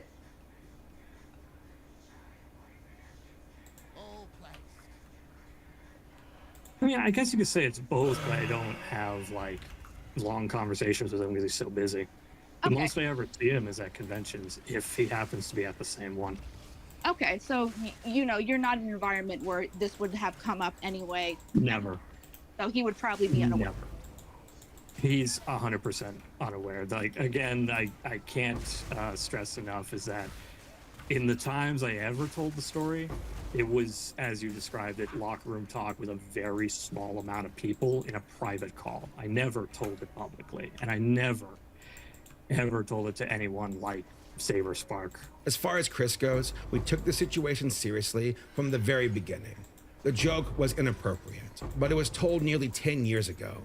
He profusely apologized to me as well and admitted to his faults. I believe in the inner growth of a person and that they can change for the better.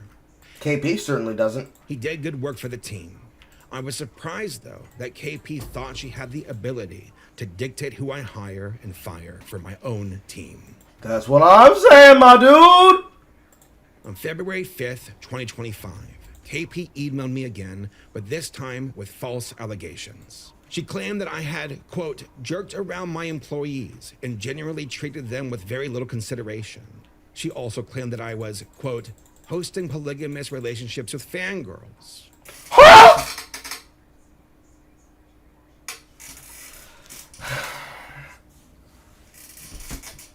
Do you ever hate when I can't escape the circles, chat? Like, I wish I could escape the circles, but that's not happening today. We are here forever. Which is as ridiculous as it sounds. On February 25th, 2025, KP sent her final email to me. In it, she said, quote, to add on to this, I will fight you for the truth. Tone, your whole last email and the Twitter thread is drenched in, undermines the actual issues of the conversation on top of assuming I'm going to publish falsifiable information. End quote. However, incorrect information and hearsay was included within the release video. She also stated that the reason she messaged my members of my team instead of contacting me directly was that I, quote, triggered the shit out of her. And at the end of the email, she told me to never contact her again. And following that request, I never contacted her again. At this point, I was bracing myself for a hit piece video from KP, but I never imagined she would use false sexual assault allegations against me. I also noticed this particular Twitter exchange the day following KP's final email to me. Never imagined she would use false sexual assault allegations against me. I also Michelle, Saber, Jax, and others in the friend group. What have you done about any of this? Have you even tried to dig into it? Do you even care to? As far as I'm concerned, you fought for this. The consequences that are deserved when they come. Have you tried contacting via email about this? He's really big on any issues having official communication attempts. Everyone I mentioned has openly defended Gabriel already. But like, even with the new allegations, are you specifically talking about Jax or Saber? Saber. also noticed this particular Twitter exchange the day following KP's final email to me. Leading up to the release of KP's video, she was telegraphing her intentions and who they were against. She advertised a video schedule, a watch party, a YouTube premiere, and a slew of other posts in order to build up hype for her expose. Bernie fandom was involved too, foreshadowing the release of the video on their Twitter leading up to the release. According to KP, the anonymous story would be posted on Twitter by Bernie fandom at 10 a.m., with her video premiere about my false allegations 2 hours later.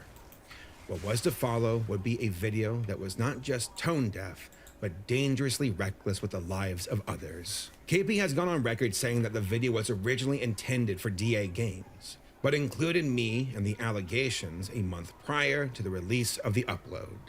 The video itself was titled, What Ruined Saberspark in DA Games, and was over 2 hours long. It was primarily advertised as breaking the news of my false allegations, but the section in question was only 5 minutes and 40 seconds long. According to this interview with KP hosted by Slug Entertainment 2, uploaded on May 5th, 2025, KP admits that the story she featured was purely hearsay and had no substantiated evidence. So, just to be as objective as possible here, so what you're saying is that basically the evidence that you were given was more personal circumstance and hearsay rather Correct. than like Correct. objective evidence?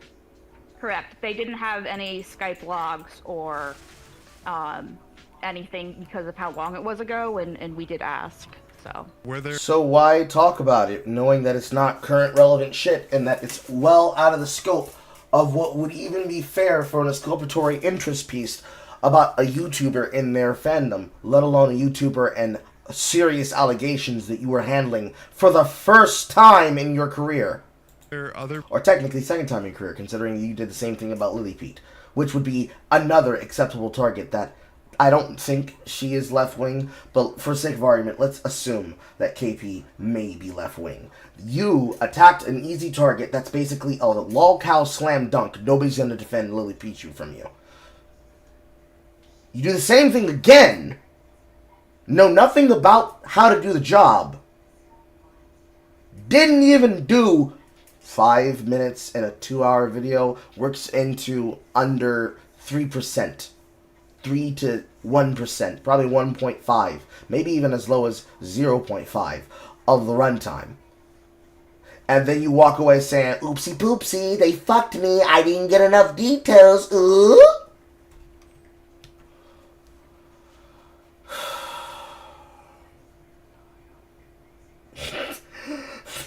Horror's running that fade live on the timeline.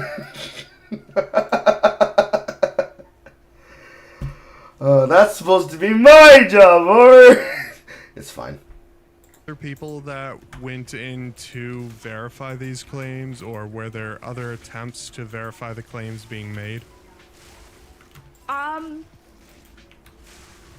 Not to my knowledge. I believe I don't know the history of Bonk's relationship with the victim itself. I don't know to what extent he knew about everything before the statement was prepared. But I do know that Amy was vouching for them, and that was also because I knew Amy was on or has been on the convention scenes. That's how she met. Peter knew her husband. The video would be unlisted and eventually removed from KP's channel the same day of its premiere, following a massive public backlash against it. Apparently, based on the comments in the video, a number of the assets included and voiceover actors involved were allegedly not informed of the nature of the video being made, or had their work used without permission for video B-roll and memes. On Twitter, I was ridiculed, with many people calling me a predator. This was due to the initial sensationalized traction of Brony Fandom's post. But then the post itself began to receive pushback due to public scrutiny over the alleged claims. Following KP's video, Brony Fandom began to backpedal, claiming that they never watched the video prior to promoting KP's upload. Brony, a likely story, Fando would eventually throw KP under the bus in order to distance themselves from her video's backlash a few days later. So, what does this mean? As far as Brony Fandom goes, one of two things seem to be true. Either one, they watched the video, approved it, advertised it, and now they're backpedaling because it did not go the way they wanted it to. Or two, they never watched the video in the first place, yet they still endorsed it. Either option is reckless, irresponsible, and speaks to a greater problem. By KP's own admissions, she does not like me, and I believe she holds a grudge against me after we had a falling out. Slug Entertainment's interview with her seems to demonstrate her malicious intent, and from the context of her video, it looks like it was done with a desire to use this drama to boost her channel's popularity. It was a hit piece, plain and simple, though she denies having a vendetta against me. If you were to say that this is something that needs to be taken with the utmost seriousness, despite no evidence, would you believe that it would be fair for people to disregard it entirely due to the lack of actual evidence? Yeah, I think that's fair. Okay. I wanted to at least ask that, given the fact that these are serious allegations that can get Saber killed, because people are crazy, and I'd rather not have someone get killed over an allegation that has not been proven beyond a shadow of a doubt. A nice way to say YouTube drama. Yeah, that's fair. At this point in the video, I want to talk about the Twitter account, Brony Fandom. This Twitter account has been purposely targeting me for a while now. By their own words, they believe that internet justice is more effective than courtroom justice. Exactly the argument that I was just making earlier. The stats on conviction rates for rape are pretty sad from Rain. But even if only a fraction end up in prison, that's better than what a YouTuber can do, which is no convictions, no justice, no protections for the public from a rapist. Why go to a YouTuber? Because internet justice is infinitely more plausible than courtroom justice. You can say there's no justice, but so everybody knowing his deeds and losing his status is nothing. Not even close. So let's talk about what you actually do when you create a public decorum and a public decorum, right? There's always a pro and a con. The pro is you get to harass somebody in front of a wide studio audience. Your behavior, your attitude, your antics. Look at me, everybody. Look at me. I'm making fun of your favorite person. Look at how I treat him. Look at how I demonstrate he is undeserving. Show, understand, watch, listen. This is what we do to people like you round here. Seems like a smart idea, but it's not. Because now it's open season for the same thing to be done to you. And if what's good for the goose is good for the gander, then if it's okay when you do it, it's now okay when I do it. And when you did it, you basically effectively put forth a lie. Now that lie directly affects them in their life. You might say, who cares? Why does it matter? I got justice. Now people know about what I did. But you didn't actually get justice. You got revenge. You got vengeance. If your revenge is you want people to be able to tar and feather him because, look, if I said that single player Carl did me behind a dumpster and didn't even finish me off and give me good face, if I expose him as a gay pedophile, that will help destroy him, right? But of course, we're missing context, details, evidence, and of course your state of mind. Things seen by a child often reflect the mind of a child, and the childish mindset that thinks that justice is as simple as I made fun of him and I said that he had a little penis and I had a big penis and mine was so big. That kind of shit doesn't fucking matter. I want to know what the actual crime was. Oh, he didn't actually commit any crimes? So why are we hearing about it? Oh, because you think that these allegations are really important? Damn, that's crazy. What did he do to you? I don't care. Oh, you don't like the fact that I don't care? I'm sorry, you didn't do a real crime. What you end up doing is you end up pissing off people in the middle. People who are all for you, they're going to say, damn, this is crazy. This is base. So funny. Base. But people with standards, they're not going to like the fact that you have lied to them. They're also not going to like the fact that you're wasting their time. And that doesn't mean wasting their time because this isn't even juicy enough to be the best of the greatest hits. No, they're going to be fucking tired of the fact that you lied to them about what you wanted to do because you thought that it would be really clever and really funny to trick them in supporting what effectively would be a lynch mob.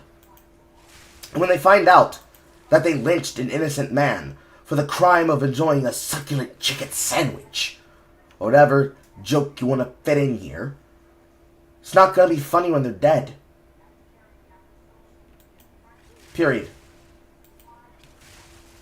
The way that people will say that you have to say their name and say that it matters. It doesn't matter what I did, I got justice. Okay. Did you also get to have a life? Because it seems like you're letting this shit own your life permanently. Where they have permanently one forever. Because you're permanently traumatized to the point that the thing that you thought you should do is pull over screen at Grimm.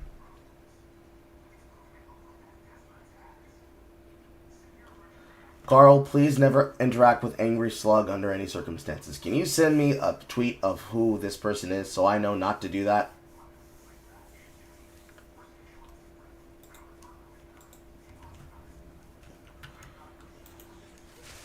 Realistically, the problem with this kind of justice, let's use Blair's On. What is the problem with people deciding if they think they need to jump in for Oz Media? Main thing being, you do something stupid, you end up fucking case for Oz, he's not able to get closure and achieve the outcome that he wanted in the situation, which was for her to finally take some accountability for herself. Getting in on the back and forth does not create that justice. It just creates an opportunity for other people to get involved because they think it'd be really funny to be in on the shit show. Getting on the shit show creates a feedback loop where because they were told by their favorite that it'd be funny if you got involved in the hate campaign and the harassment, it keeps the hate campaign and harassment going permanently to where there is no end. It just repeats and repeats and repeats and repeats. Because now you gotta get justice against him, her, him, her, him, bodies. And by the time that you've gotten your justice perfected, you've utilized all the tricks, you even learned how to tie a few actual rope knots outside the obvious the noose lock, you'll have a nice, safe, and empty society and space. Because if justice is when you say someone's wronged you, anybody who wrongs you is deserving of your justice. Did he say a mean word to me? I'm going to expose that man. I'm going to call him a predator. I'm also going to say that he called me an F slur. Did that person look at you funny when you were at the store getting groceries? Well, I heard from a friend of a friend that they are bad in bed and that they touch kids. Did that person criticize you and question why you thought it was acceptable to harass people permanently and treat them like they're not human? Well, see, actually, that person, they are a well-known monster that deserves the criticism I'm giving, because if you didn't hear from me who they were, then that is the reason why you're bullshitting me and you're bullshitting yourself. It's just lies. It's justification ad hoc. Postscript. The reason I killed this person was because they were turning against me. But you turned against them a long time ago. In KP's case, it's very clear. That's what happened with her. She wanted revenge for whatever reason. We don't know. My best guess is she wanted some cartoon shit. She couldn't get it. Because he was involved in his new relationship. There could be other reasons. I could be wrong. I don't feel like I am. But I could be wrong. But no matter what the explanation is, she decided it was more important to harass him and try to destroy his life and the lives of those around him. Very cringe. Very cringe, very gay. Very cringe, very gay. And the people around her that she surrounded herself with, they think that it's their job to be the judge, jury, and executioner too. So how many people got involved in this story because they actually wanted to try and tell some truths and justice? And how many people got involved because they simply wanted to be able to put some dirt in his eye, biblically? The number would probably surprise and shock us. Let me do this real quick.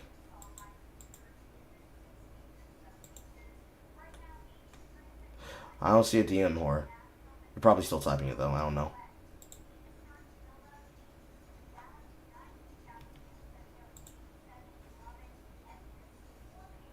She probably hasn't typed it yet. Anyways. Do people learn nothing from the Salem witch trials? No, DOJ. They got cliff notes and tips and tricks to use in the future.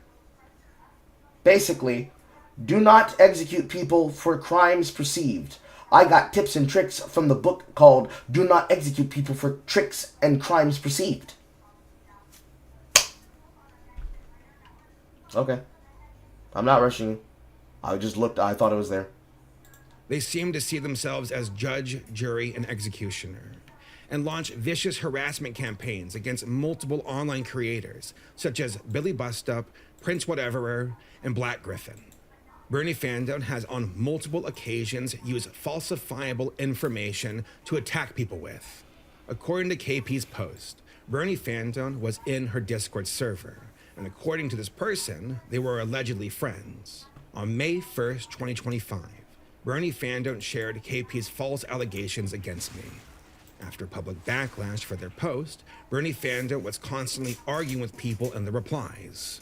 Some people asked if he suggested professional organizations to the victim prior to reaching out to KP, and he said no. Many were inquiring about Rain, and he had no idea what that was.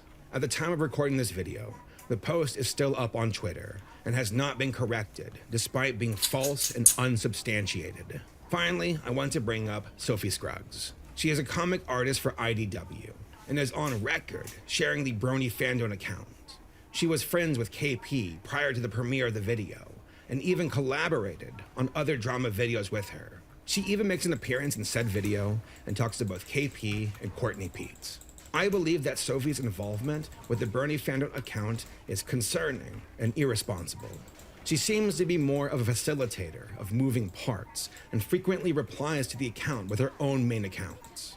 At the very least, we can confirm that she shares the account and has essentially co-signed what it posts. At this point, I want to talk about the state of Twitter, but mainly the internet as a whole. I have been on Twitter since 2012, but in early 2020, I noticed that the culture of the website had begun to change. It was more combative and antagonistic, and the website started to reward that kind of engagement. There has been an ongoing weaponization of online vigilantism.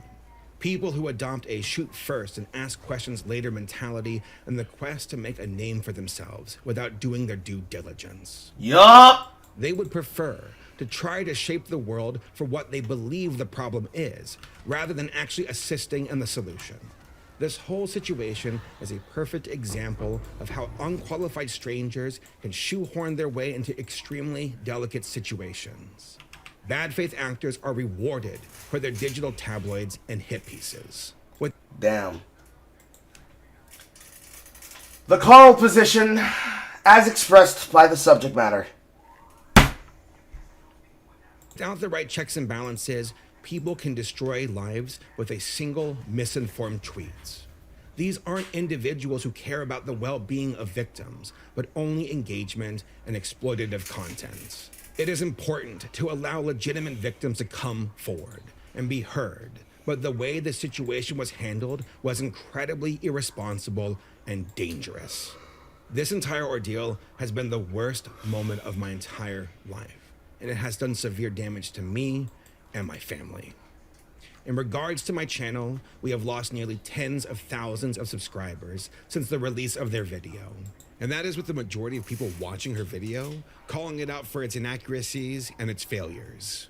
There are independent projects which I supported in good faith and made genuine connections with people that have now been ruined because of these false allegations. And I believe that was the overall goal of this calculated attack against my character. Listen, I know that the internet likes to make fun of me, call me cringe, make fun of my videos, and I am totally okay with that. You can make fun of me, but I draw the line at this. I love making videos, and I've been doing it professionally since 2015. I have a family and coworkers who depend on me, and I want to take care of them. I'm not the only one who has been affected by these malicious allegations. And while I am disillusioned by these traumatic events, I am also actively exploring legal remedies in light of these false allegations to hold these people accountable for their lies and actions. As you should. Because this is the shit that makes this shit into just another form of internet lawfare.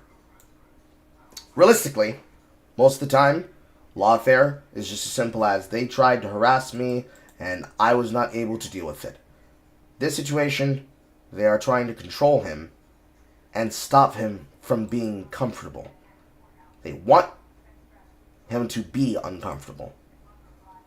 And so, to solve that, they have to do something a little bit more cautious than just, he'll walk it off. Because maybe he won't. Maybe he won't walk it off. But there is far more beyond just me here. Despite the damage against my livelihood and my reputation, I am far more concerned about the reckless nature of internet justice. When people take justice into their own hands for the sake of engagement, clicks, and views, people can get hurt and it can destroy lives. There are consequences for those actions, and we have to take these matters seriously or more people will get hurt. There are actual victims of sexual assault in the world, and stuff like this detracts from those who really need the help. If you are a victim of sexual assault, there are tools you can use. File a police report. Creating a report is at least a starting point and creates a paper trail that could help others. It helps you to build a record for actual professionals to use for your aid and your own recovery. If you are a victim, I highly suggest going to rain.org for additional resources and support. It is a professional organization that assists survivors of sexual assault. There is also the National Sexual Violence Resource Center, plus other professional outreach programs and hotlines. We will link these sources and contacts in the description down below. People, we have got to be better than this. Please go to the professionals so you can have the best chance to help yourself. Thank you for watching. Extremely solid. Following up everything that I said before, preemptively, and during it. We will be going over more of this later this week for Versus Chat, alongside the Black Griffin allegations, which will also be its own chat as well. Probably feeling like I'm going to do them on back-to-back days, so assuming that I sit aside Thursday for something else that I'd like to do with the community, probably Friday and Saturday, leading up into Yappin' number 14 on Sunday. Check your local listings. I'm disgusted, I'm annoyed, I'm irritated. But I'm always disgusted, annoyed, and irritated when I see shit like this. Because all she walks away with is she's been mocked. And dying internet channel. But the cost-benefit analysis doesn't match up. She attempts to do something that effectively would destroy somebody's life, and she gets to walk away with it. At best, she gets embarrassed. He has damage done to his personal business from what he started out as a hobby, grew with as a career. At every single turn where KP could have done a minimized amount of harm, focused it specifically, directly about just what she wanted to focus on. She could have simply attacked DA. She could have chosen to not attack either of them. If she was going to have opinions with her about Kantunshi, she did not flesh them out in a way where she could then say, well, this isn't something that is like this, but this is how I felt, because I used to have a friend. She did the maximal choice, like a slider, in every situation. Maximum damage, maximal emotional damage, maximal mental anguish, to make sure that it stung and hurt, believing herself to have the right to do so. He gets damage to his business. He loses subs over lies, even if those lies are seen through. He still loses for it because fucking normies are stupid. And at minimum, he loses money and possible temporary opportunities. At worst, he has a sizable chunk of people now believing that he is a monster who treated this woman unfairly because she doesn't have a reason to just do this out of nowhere. Something must have happened. I wonder what the allegations are. And now you've sent them off to the races, speculating about how they're going to optimize killing his career. Because KP didn't set out to do it. But maybe I can get clown if I'm the next one to do it. You've got sacrimonious, interesting upstarts that don't see a single bit of this being bad. They don't give a fuck. They do not give a fuck. At all. What should happen in this situation? Since the interest was to cancel him, we use the same suggestion that we usually have about paternity fraud and abuse in the family courts. What you tried to do to me should happen to you. You tried to cancel his life and his career and make him lose money. You should lose your career. You should lose money. At minimum, let's save you from having to worry about whether or not your channel is going to survive or not. Permanently ban off the platform. Because right now, in the current YouTube sphere, very rarely are any of these hit pieces valuable. We didn't need to hear about this shit. This was clearly something that was an A-B conversation, and she decided to try and cut our way into it. So when he told her not to drag him inside of it, she decided to tell him to go fuck himself. A, B, C, D, E, F. I got G and F backwards. I almost did the bit. But she did everything possible to litigate a personal problem into the limelight. And outside of people laughing at her and pointing at her, it's the equivalent of she just tried to shoot him with a gun. And we're all laughing it off like, oh my god, her aim is so dog shit, bro. Instead of saying, get down, Mr. President!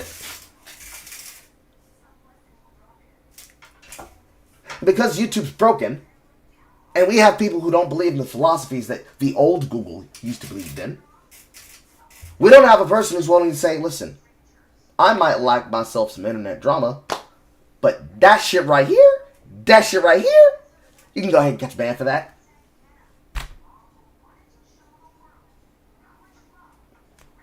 Careless, reckless, defiant. We can't escape the circle.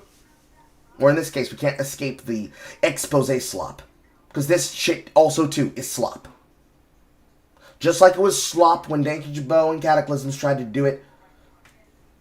or excuse me, when Louis McClung and Cataclysms tried to do it to Danky Jabot. Misspoke. This is wrong every time it is attempted. There is a way to do it. There is a way to do it.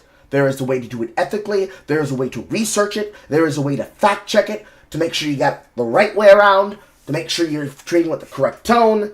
The streamer said as he was playing a video game while paying attention and listening to the information. There are ways to do this in which you do not let the gravitas escape you. But we're at the mercy of the middle. It's not a question of her supporters or a question of the detractors and the critics. It's going to be the people in the middle who are going to be like, I don't know what's going on here. Somebody please give me direction and context.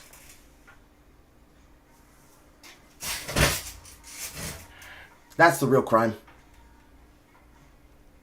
It's not just a disservice to herself. It's not just a disservice to her former friendship with him. It's a disservice to the people who, they don't have the time. They have actual day jobs. They have actual jobs to go to. They can't keep up and up on the internet drama. And where they would listen to a long-form piece of content to inform them, they have a content creator telling them shit that she doesn't truly believe in.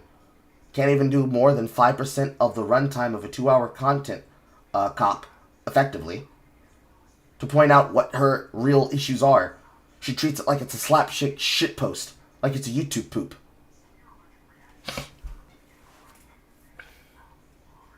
It's annoying. It's annoying. But to save my breath,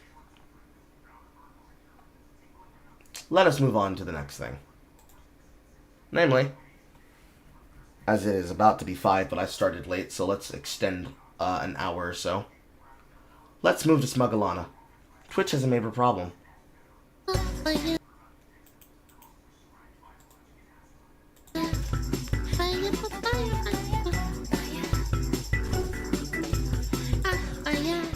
Alright, let's watch it. The problem with Twitch. I'm ready. I'm a problem.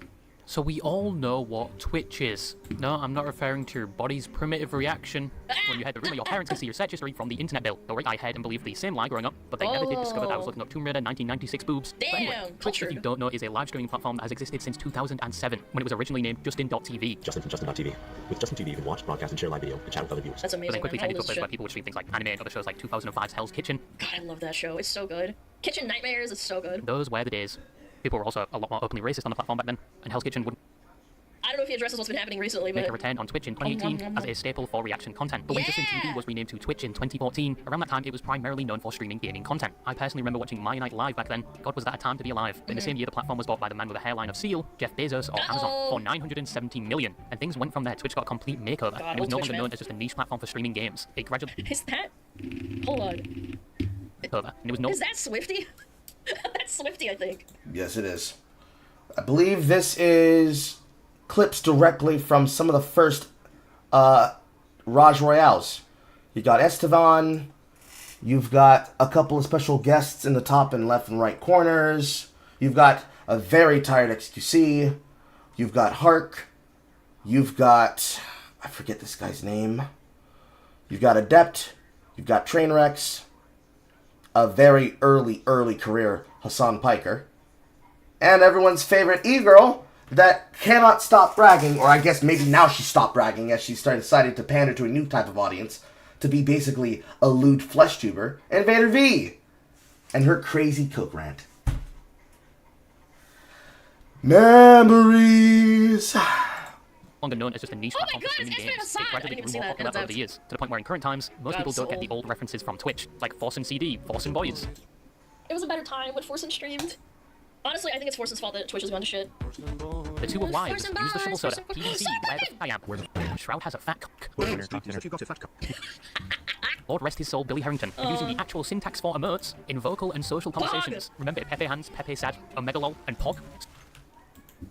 Fucking boomer AF, man. Spelled P-O-G, not the other way. Nobody says any of that anymore. And if you remember a single one of those references, you've probably already started contributing to that 401k, buddy. No, I watched Soda Pop because I was a Feral Druid / Resto Druid player, and I wanted to learn to play Feral, and I watched Soda Pop play. I'm not that old, I swear to God! Old fuck. And if you don't remember him, here's some Minecraft hardcore gameplay. I know I have to jingle the keys every now and again just to keep your attention, but more people found Twitch. It absolutely exploded in 2020 due to COVID, where people for the first time discovered the beauty of watching streams and maybe even starting their own. And because they now have a whole host of content and personalities on the platform. You didn't even have to stream games anymore. In fact, most streamers on Twitch don't even touch games. Cut! There's a majority of people, and I don't mean the VTubers, it's mostly women. There is a majority of people that realized that the trick, as we've learned, in being an e-girl, was using vibes about gaming as a way to build a brand about not gaming, and use that cultural brand vibe as a way to build yourself up. So you didn't actually have to worry about whether or not the work was worth the effort you put into it. It is my opinion that this is actually what caused the true death of Twitch. Because technically it didn't start with just the women. It started with any person who was a part of a product that could be able to market on Twitch. So, for me, my moment was when I called out Natalie Casanova, the zombie unicorn, and her trying to waylay her shit against Keemstar as a way to then sick her audience members on me. And me having to reach out and ask Keem, hey yo, can you please cover this? Led to him covering me, and then led to her getting ass mad. Because she built a brand for herself as being the sexy lewd. Pushing, I believe, she was like, what, 28, 29 at the time? Pushing the lewd content with the body painting meta. And it was that culture of basically finding ways to get people to click on your stream, not because you're actually doing something interesting, but because you're creating a spectacle of yourself, which was one step removed from the actual final boss, which was nuisance streaming. It was the unspeakable fucking soldier that became responsible for what ended up becoming the new Twitch culture that replaced the modern Twitch culture that Mangalan is referencing here, that I'm also referencing here. The way that we understand that there are people who are known as the GOATs and the Greats, because they are, in fact, the GOATs and the Greats. There are people that don't know their name when it comes to things like Twitch and YouTube of the current year. It's old history to them. And they don't care to know it because, as the clip goes, I don't care about anything else. I didn't care about the contract. I could just get out the contract. I just needed the platform. Which is the reason why I believe, to this day, why Twitch still has no actual discoverability. Not only because they're incompetent and they're too busy trying to cover up for a self-admitted propagandist, but by design. Because all of the people who are there, they're basically bringing their audiences to that platform to bump up the private service numbers that won't even be made public, since the platform itself is no longer even publicly traded. Since it's not publicly traded, the only way for there to be changed culture, or for there to be developed culture, is for something in the petri dish that Twitch has become to actually present itself. And the majority of these people do not create culture. They just subsume it. They are tourists in the biggest sense. They don't have audiences.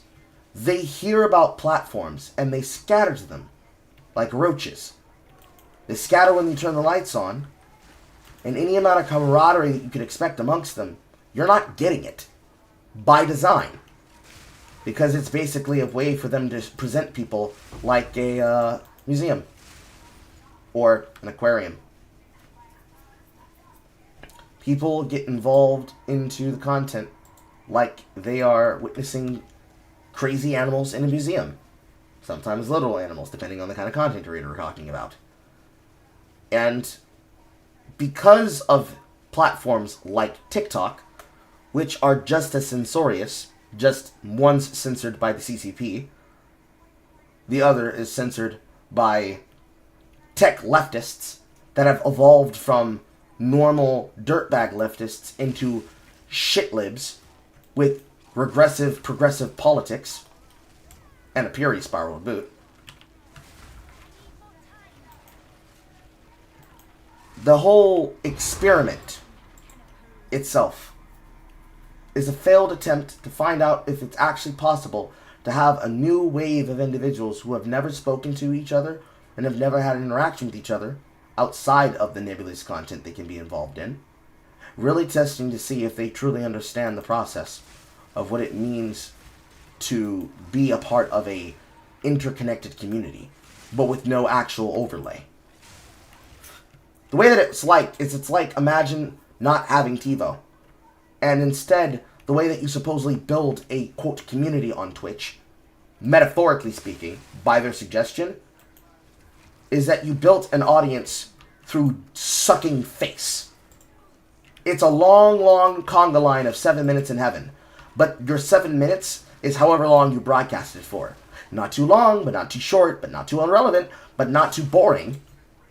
And then you hope to throw that audience you have at somebody and hope that by throwing it at them, you get them involved with your audience. Because, hey, I roasted him, maybe he hosts me back because moral etiquette. It is a long-form experiment to find out if it's possible to have people feel that they can have equal standards and equal treatment. What it ends up with at the end of the day is you have people that are out for themselves and only ever the people that they want to be for. You'd think that'd be normal and just reasonable. Well, really, what it comes down to is that anytime a person could network, a group of content creators could network with other content creators, a up-and-coming fan of somebody who they're a fan of raid somebody else, they think that they'll get that support back. They don't. It is effectively holding patterns, written large, into your contract, to stop you from really experimenting with your work and finding out if you can actually be able, or even interested in, being a broadcaster. Of course, made better by using people that are just Redditors who signal boost certain kinds of streamers because they agree with them politically, one way or the other. They just react to YouTube stuff for a few hours, like police body cam footage. Okay, I don't do that often. I think last time we watched body cam footage was like 3 weeks ago, 2 weeks ago. Like, with Twitch, like every platform has its fair share of problems. The Doomers wishing their Amazon overlords had never acquired it, and it should go back to just being about games. You've got people that are just in general disgusted by the platform due to some of the content on it, like the supposed streaming boober meta. I can't believe this was a thing, man. The platform is more political than it has ever been, with many expressing Twitch has a bias when it comes to certain Twitch streamers. Bro, we're never beating the Hassan Runs Twitch allegations after this. This is crazy. Oh my god. The Twitch CEO may be a gooner himself. Oh, he's absolutely a gooner. If his wife's okay with it, like, whatever, dude. He has a wife, right? Or is he not? I don't think he has a wife. I don't know. Well, okay, boom to your heart's content. You're an adult. Which, you know, fair play, as long as the wife knows. You got suspected viewing, which started a whole kerfuffle. But Twitch has a lot of problems. But what else are you going to use to watch live streams? Fucking YouTube? It's probably easier to find the Ark of the Covenant than somebody streaming on YouTube. That's why I hate YouTube streaming. It's like discoverability is non-existent. You already have to have an established, like, you know, thing. It's worse than Twitch. It's not. It's a case of the algorithm is rampant and wild and unsure of what it is that it wants from us. And we are all really just guessing at what our audiences would really like to support and watch. Because the attitude of Twitch was, as I've quoted many times before, free content, free entertainment off of free Wi-Fi for the low, low cost of not a goddamn cent. People don't necessarily vote with their wallets. They just go off vibes. Twitch and TikTok operate the same way. So when you had things like Mixer, and when you had alternatives that appeared and then demonstrated that they were rug pulls like DLive with the lemon token and crypto, or you had things like Minds that suggested that you could constantly use the platform by using a form of crypto, but it didn't pick up because people weren't willing to leave things that already worked for them, or they already had established backgrounds. It's a question of, do I stream to the entertainment category, or do I stream to a gaming category, despite the fact that it's not a question of, can people discover my content? It's, is there a person that has a friend of a friend that's a watcher of mine that can get another 5 people to watch my content? Or are you showing your titties live on camera? Or am I showing sack live on camera? It went from, I'm a person who knows what it is that I want and what I want to do and that I have something interesting to show you, to, hey guys, check out the latest in my balls on your face. Twitch is already abysmal with the Kingmaker system and having to find people right from the bottom all the way to the top, and then Correct. those people at the top 10 are the ones sucking up all the new viewers, and like, because you don't want Correct. to scroll down that far. YouTube is Correct. It's laziness. The YouTube problem is that it promotes people that you probably don't necessarily wanted to see or wanted to hear or wanted to watch. But you're willing to give them a try. A little bit, you know? Give them a little bit of a shout out. Give them a little bit of a chance. See if you can get off with doing something that's some level above a matter of interest. And then see what you can do from there. That is unfortunately not the case matter in which people have used for. That's not how they've gone for. Why am I using boots? I want gloves. That's more or less the case matter that most people have been going off of. And unfortunately, it's not very easy to be able to figure that out. One's in the chat. See if I hit this Chaos Orb. Kingmaker system versus algorithm system. There's more discoverability on YouTube because as long as you put out the content, they will put that content out and people will click on it and then people will see it in their feed and people will be able to find it on your channel. At that point, it's just a question of the same thing that has ruined Twitch, which is collaboration. Because some people use collaboration right. Some people use collaboration wrong. The Kingmakers, all top 10 positions. Person who belongs to the same group, friend of the person who belongs to the group, wife of the person who belongs with the group, husband of a person who belongs with the group, queen bitch that belongs to the group who's also associated with friend that belongs to the group, and next one and another one and another one and another one. That's why they always accuse it of being an OTK dick suck. That's why they accuse LSF of being in the pocket of big content creators. Because if you say neither of them have any discoverability, which would be a more fair position to really be concerned with, how do you then get attention and views? You aggregate your content. So you post it to places like Reddit. Oh, are you not a full-formed Redditor who believes in left-wing politics and propaganda? Or at the very minimum, you can find an audience that will consume your content without needing you to sign in to all the other subscriptions and opinions that they say you need to have before they will watch your content. Good luck, because for every single one of me, there's 15 experts or authorities that, unless my name was to change to theirs, they're never going to click on my shit. Social proof is the short term for it, but it's not social proofing. It's friend of a friend of a friend. We're being harassed with content from Frogan because Frogans is friends with Ludwig and Cutie Cinderella, and they want to use her as a token. And if you don't fit in the line of being a token that's in the bank ready to get spent, you're just another fucking wallflower that just adds to the numbers of letting them say that they're actually successful, when really it's a fucking dumpster fire most of the time we're on this platform. The times where it's made better is from the hovels that exist that do not believe the way that the majority of the website and the employees do. And when they don't go the way they want, they put their thumb on those people and they ban them off the platform. Then they refuse to talk about platforms like Kick. Basically, if you don't exist on Twitch, people on Twitch don't know who you are. But they also don't know anything other than what their most favorite popular content creator told them to do. Because they only care about the views. They don't care about the content. It's even more abysmal because people don't even know where the fuck to look for people in YouTube Live. Like people that you aren't sub to, I mean. Except for the most obvious people that do stream on YouTube, Yeah. or maybe Kick that has the reputation of harboring all the No, thank controversial you. streamers that are banned on every other platform, or maybe some would prefer the rigor mortis ridden corpse that is Mixer. And I'm not even going to mention Live Leak, like the first live streaming platform to implement semen racing, will have my undivided attention. I've been on Twitch for a while. He really is a femboy. This is the reason why, by the way, that the KP shit didn't work. She tried to talk about the subject matter like this guy's talking about the concept of Twitch, and they're just two different tones. So that magnitude of that comment that he just made about Mixer, that shit hits hard here, but it doesn't there, because it's not the same shit. However, he's pretty much right on most of the shit that he's talking about, that the VideoCon creator created. Because the only alternative to being able to see your shit get discovered is using outside platform methods of making sure people watch your shit. So all the people who were on my first account that were following me, if I randomly disappeared from your feed, you would need to have a place where you can find my content other than just the regular outposts so that you know that something's been posted so you can go see it. Since the problem with the algorithm, with what's fucking with people's discoverability from the YouTube side, is the fact that the algorithm just randomly decides to stop functioning, stop working, and basically not have a way of knowing how to serve your content to other people who watch your stuff. It's all a numbers game, basically. I think the first live streaming platform to implement semen racing will have my undivided attention. But I've been on Twitch for a while. He really is a femboy. And today I wanted to talk about these problems and common critiques it faces, and answer the question if the platform truly deserves it. Thank you so much for the sub. Let me put you on the chalkboard. Probably the most prominent problem and loudest critique you will hear about Twitch is regarding some of the content on the platform. And by that I mean the content that is mainly within the just chatting or the hot tub section of Twitch, which the last section was created due to the fact people hated that this was being put on the platform, and people started throwing their shit at Twitch for it, because some of the streamers were taking it a bit too far.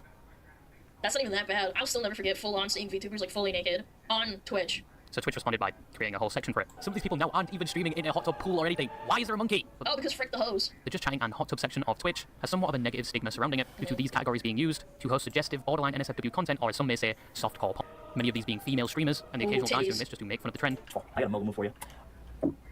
They just fart. Ew! Ew! Yeah, I'm trying to though. But many put these streams and people under one title, which is something you've all probably heard before, which is ethos, which is used to describe things like these female streamers, and is used for people that use their bodies as their primary content to make money or garner attention. But this has been on Twitch for a while, and it's come in many forms over the years. First, you had the chalkboard meta. Thank you so much for the sub. Oh my god, guys. Yes. Let me put you on the chalkboard.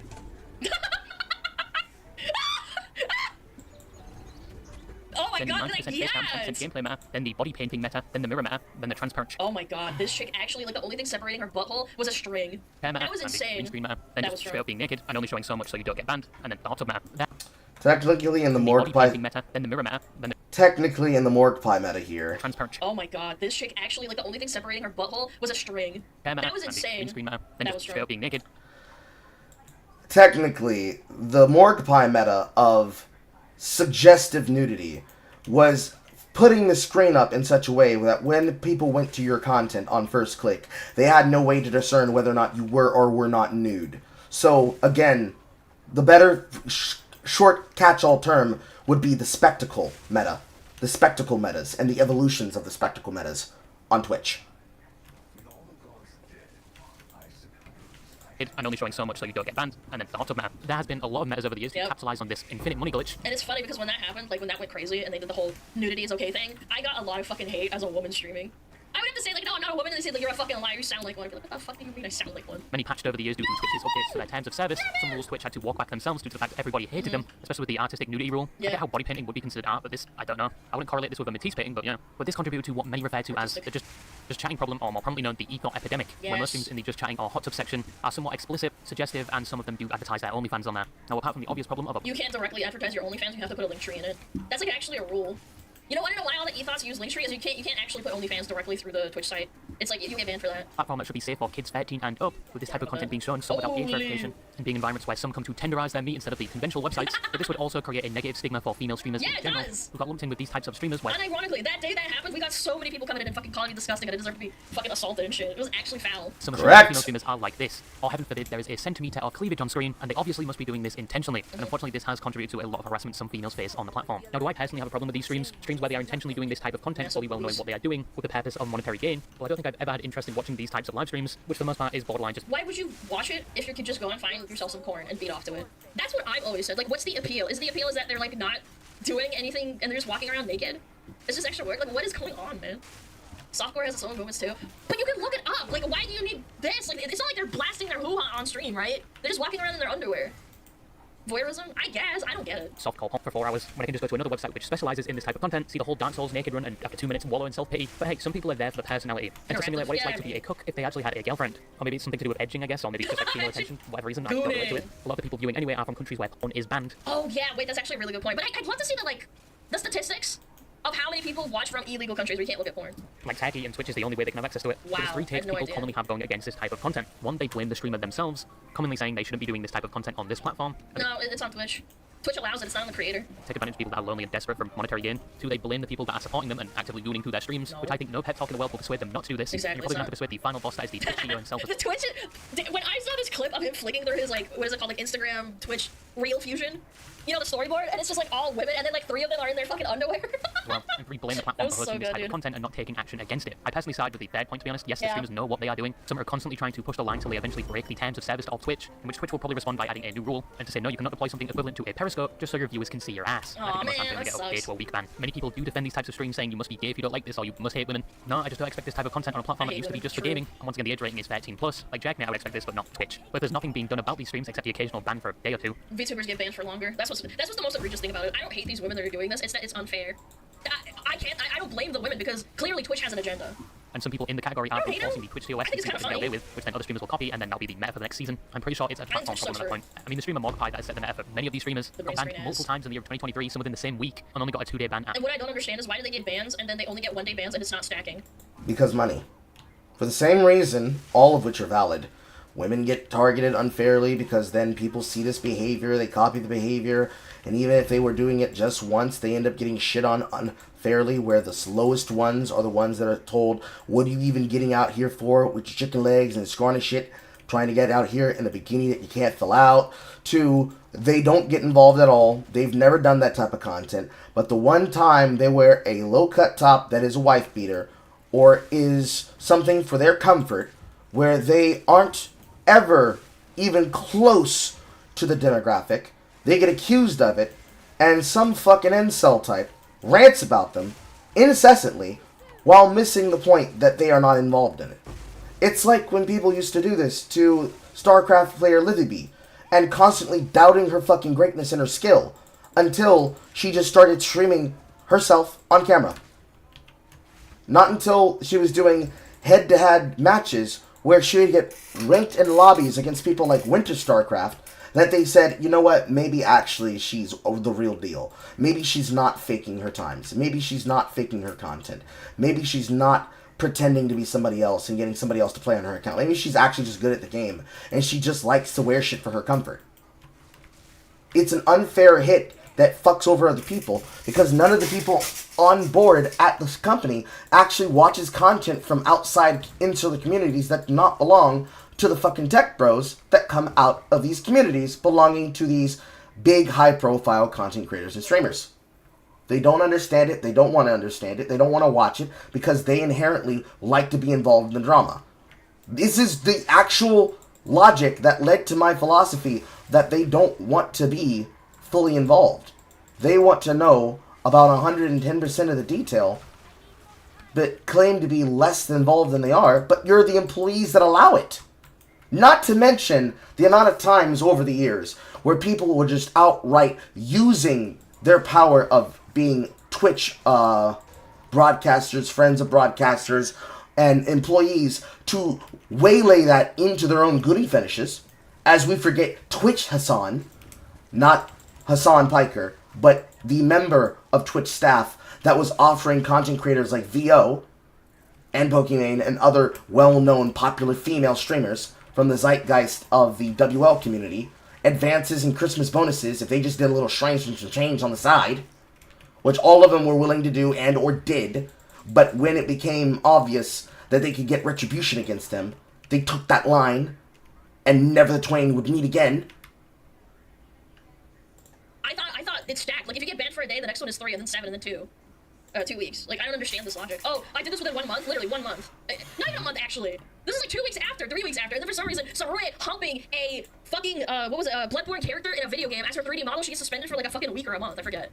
Most. How does It that did make used to be a rule sense? where if you got banned multiple times in the same year, you just get perma-banned off the platform. week, yeah, To be fair, that what the obviously fuck? doesn't exist anymore, because some of these streamers have been banned numerous times in the Yeah, same year. multiple. Yeah, you can blame the Gooners, but they're never going to stop. You can blame the streamers taking advantage of a money glitch that is yet to be patched or will ever get patched. But at that point, I personally think you should be hating the game, not the player. Because what are you going to do? Call them a whore, and then hope they instantly turn to Christianity, and then become a celibate or something? But to their credit, at least some of them do age-gate their streams, which is like a band-aid approach, but the platform itself is enabling this, with poor punishment and not enforcing rules to counter this type of content. But another thing Twitch does get a bad rep for is its moderation itself. Thank you. Brother, this guy stinks! So another common critique of Twitch is that the moderation, or in other words, the actual staff of Twitch that oversee the the platform and are usually involved in tasks like banning or removing users or streamers that go against the terms of service of the platform. And they do this to keep the platform a somewhat safe place. But they do get a lot of shit, especially recently, due to the fact many claim and believe that Twitch staff are biased to certain streamers, and when it comes to following their own rules and being fair, they are rather inconsistent. But does Twitch deserve because it's true of this criticism? Politics aside, like I said, I think it is so egregious that VTubers for some reason get put on a far harsher pedestal than the girls who unironically are sitting in their underwear in pot tubs or like shaking their ass.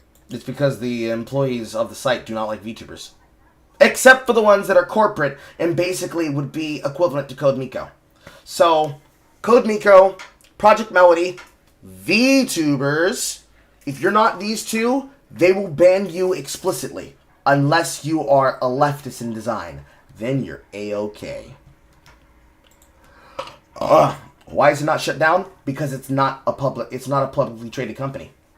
Are you saying they're industry plants? No, not industry plants. They are people that agree with them politically. An industry plant is Frogan.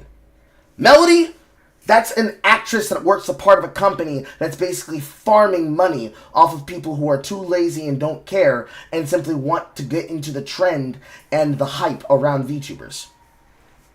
Majority of them are protected because they have political affiliations.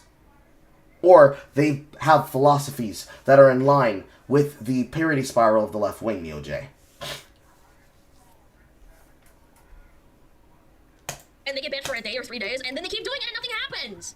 Or is it just completely unfounded? Well, the fact I'm fucking talking about it means there's some contention to that point, you dumbass. Whilst Twitch does not publicly talk about their banning decisions, and there's been one recorded event of a Twitch staff getting involved for their own benefit, I can see why people think there is a bias based on reoccurring patterns, like the inconsistency with ban. This was actually a crime. And a definite ban because some guy tricked him in chat to look up a gif of a horse with a cock. Like, are you kidding me? Fucking free my man Forsen, that was disgusting. And they only unbanned him because people are like, that's really unfair. Yeah, the horse incident. For those that don't know, Forsen back in 2020, he got banned. Permanently banned. Fucking permanently banned. Over a horse cock that he didn't even mean to, like, open on stream. I understand, okay, maybe you get dinged for a day, so, like, hey, you should be more careful. Indefinite? Are you out of your fucking mind? Some people like to use the example recently that occurred with the streamer Extra Emily, whose content is similar to that of an episode of It's Always Sunny in Philadelphia. Okay. Yes? Oh, on Quick Steak! But pretty entertaining. But a lot of streamers get in trouble for streaming whilst driving, mainly due to the fact they look at their phone whilst driving to look at their chat, which is obviously dangerous. Extra Emily didn't even do that. She was messing with her camera whilst driving and flips the camera at the exact time she runs a red light and basically self-reports herself. Obviously this was dangerous and against the law, potentially shows she was distracted whilst driving. And then after it happens, she gives the excuse that this happens all the time and that This happens all the time, implying that they just record themselves breaking the law. You can't record and look at any of those VODs. VODs which are saved on the back end of Twitch's official service. There is another thing you asked me, but I'll answer that after this. That are saved on the backlog of the server, the official service. You keep them on the platform because, hey, they're Redditor friendly. They're popular. Everybody else gets fucked over. Alright, now, to answer your other question. Why do they get away with it? Industry plant is not the problem. The reason they get away with it, NeoJ, is that Twitch, as I said earlier, is owned by Amazon. They're not a publicly traded company. They are private. The only way to get insular change to happen to Twitch is in order to attack the advertisers, because if the advertisers are not happy, they do not have the ability to make money because they are running Twitch at a loss. The same way that for years, Alphabet, the parent company of Google, was running Google and YouTube at a loss, they eventually were able to break even and deal with the problem of the advertisers and the adpocalypses by building the systems that they refused to put in place at the time that they needed to. They took the L for a good running amount of time until they finally had the system up and running and more or less functioning in a way that was serviceable for most of the majority of the people who were making content on the platform. Twitch never had such a system. That's why they were able to get away with doing things like streaming television shows and movies live on the platform, or doing antics for spectacle farming. The fact that we call it the infinite money glitch is because it literally is an infinite money glitch. But unfortunately, if you're not amongst those people that can make that money, you find yourself to be the one that has it. Is he on thin ice? No, we already know he's on thin ice. They explicitly do not like his audience. It's the same reason they're going to try to ban Tectone, should he try to go back and forth with Frogan. Is it weird to say that it suffers from a lack of systems? No. They used to not have protection for the RIAA concerning music. They used to not have protections concerning COPPA and concerning the DMCA. And they used to not have protections and systems in place to detect the content for COPPA, for DMCA, and for the RIAA. So people were replaying music that they didn't have license for, stealing content they didn't have license for, emulating content that they had to basically grift and trick money from, and were doing so to companies that were litigious. So, Nintendo or Atlas. Before Atlas decided to stop doing this. They stopped doing this around the time that Persona 4 and Persona 5 came out, but they were very, very stringent about this. Technically, even to this day, even places like the franchises of Dragon Quest can be litigious about this. But Lost in the Reeds, they didn't have those systems in place, like the COPPA system, like the RIAA system, like the content claim system that YouTube has. They don't have people who are doing checksums and looking at the streams of content creators to make sure that the content falls in line. They only go off of system reports and off of people basically raising harassment campaigns to go stalk a person. That's the only time that they find reference to it. That's it. So, popularity and hate raids are what control your ability to do it. It's extremely a high school mentality. Because if you're not popular, this is where the Hassan mention of being a working class Andy comes in. Because if you know that your views are based on the fact that you stream more on one platform than another, even though I stream on multiple at once, we could be streaming on Kick too, but we have to save money right now. We don't have everything, and I can't use that much data. They would rather attack you based on your lack of awareness rather than the fact that, hey, I'm new, I'm not going to have the same audience as a 3K plus sub individual. But they don't care about that. It's just ways to bully people and make them feel insecure about the fact that they're not making the amount of hand over fist dollars you are. Which is half the reason why people get annoyed about the unfairness of the system itself as it currently exists. Because they're not getting what they got because they were given the priority to do so. They're giving what they got, and they're treating things in the way that they are because they have gotten used to getting one over on people. They're used to saying if you don't have X amount of subs, you might not even try being a content creator at all.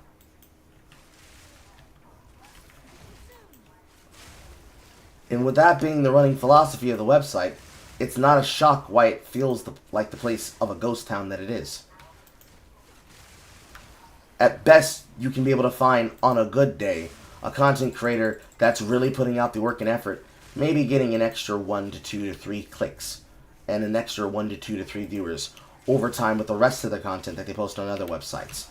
Which is the reason why they usually say, if you're going to have a Twitch, you should also have a YouTube, so that people can go watch your videos and tune into your content for your live streams, which is what myself and Jay do. Of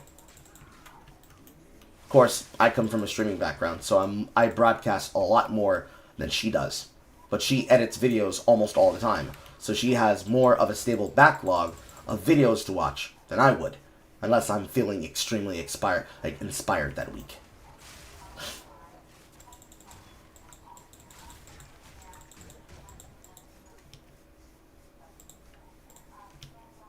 Why wouldn't you be like, uh-oh, oops, I didn't mean to do that? You know, like, why would you double down?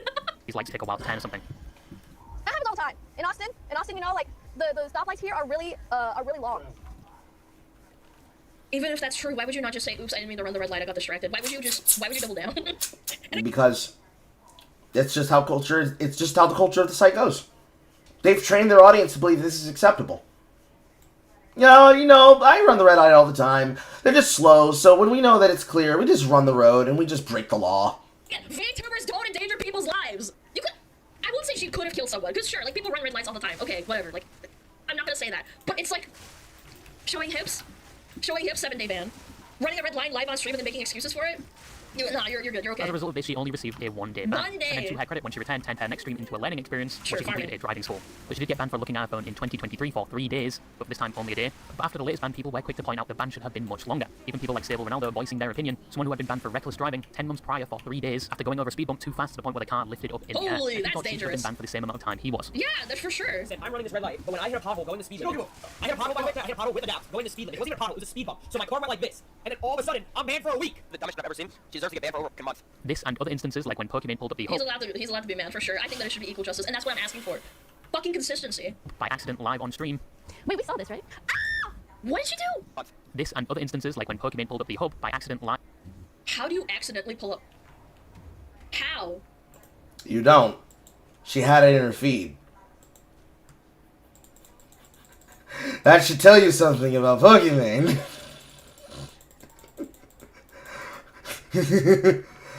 But we don't talk about female gooners. Who also are socialite bullies. How do you... Muscle memory? On stream. Wait, we saw... Why would you drag it over from... Had an open tab? Look, she drags it over. On stream. Wait, she drags it over right there in this frame, see? She drags it over and brings it up, so... She had it open! Why? Why would you porn open while you're streaming? What kind of porn was it, chat? Do you guys know? It's for later! Bro, never in my life, man. Never in my life. We saw this, right? And only got a warning for it. A warning? And Horson gets indefinitely banned? That's fucking criminal. Horson, who the... Because this is a main. This is Pokimane. This is one of the main rich bitch girls of Twitch. This is a person who created a platform for herself. Oh, we know you didn't mean it, sweetheart. It's very... Why am I hearing bloody in my head? It's alright. It's okay, baby, sweetheart. You didn't mean to do it. Cool. Hey, chicken honey boo boo child.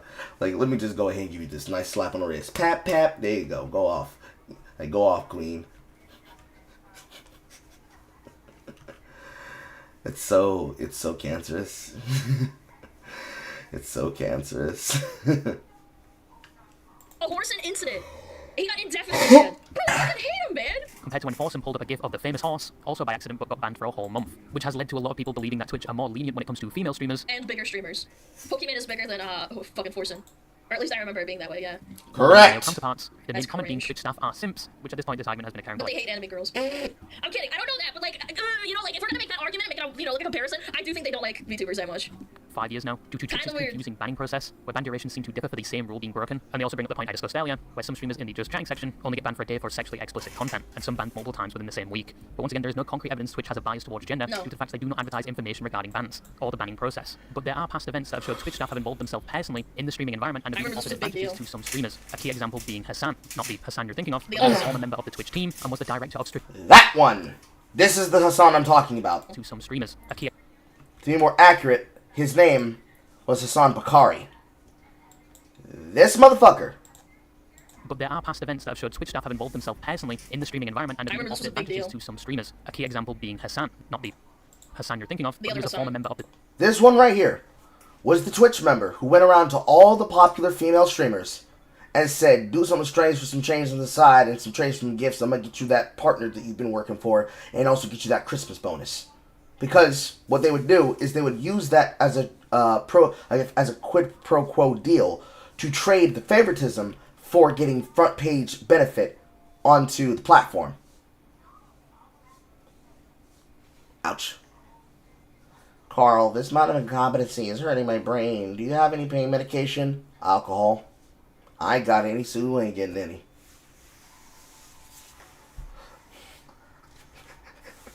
I love how Drinking Sap is.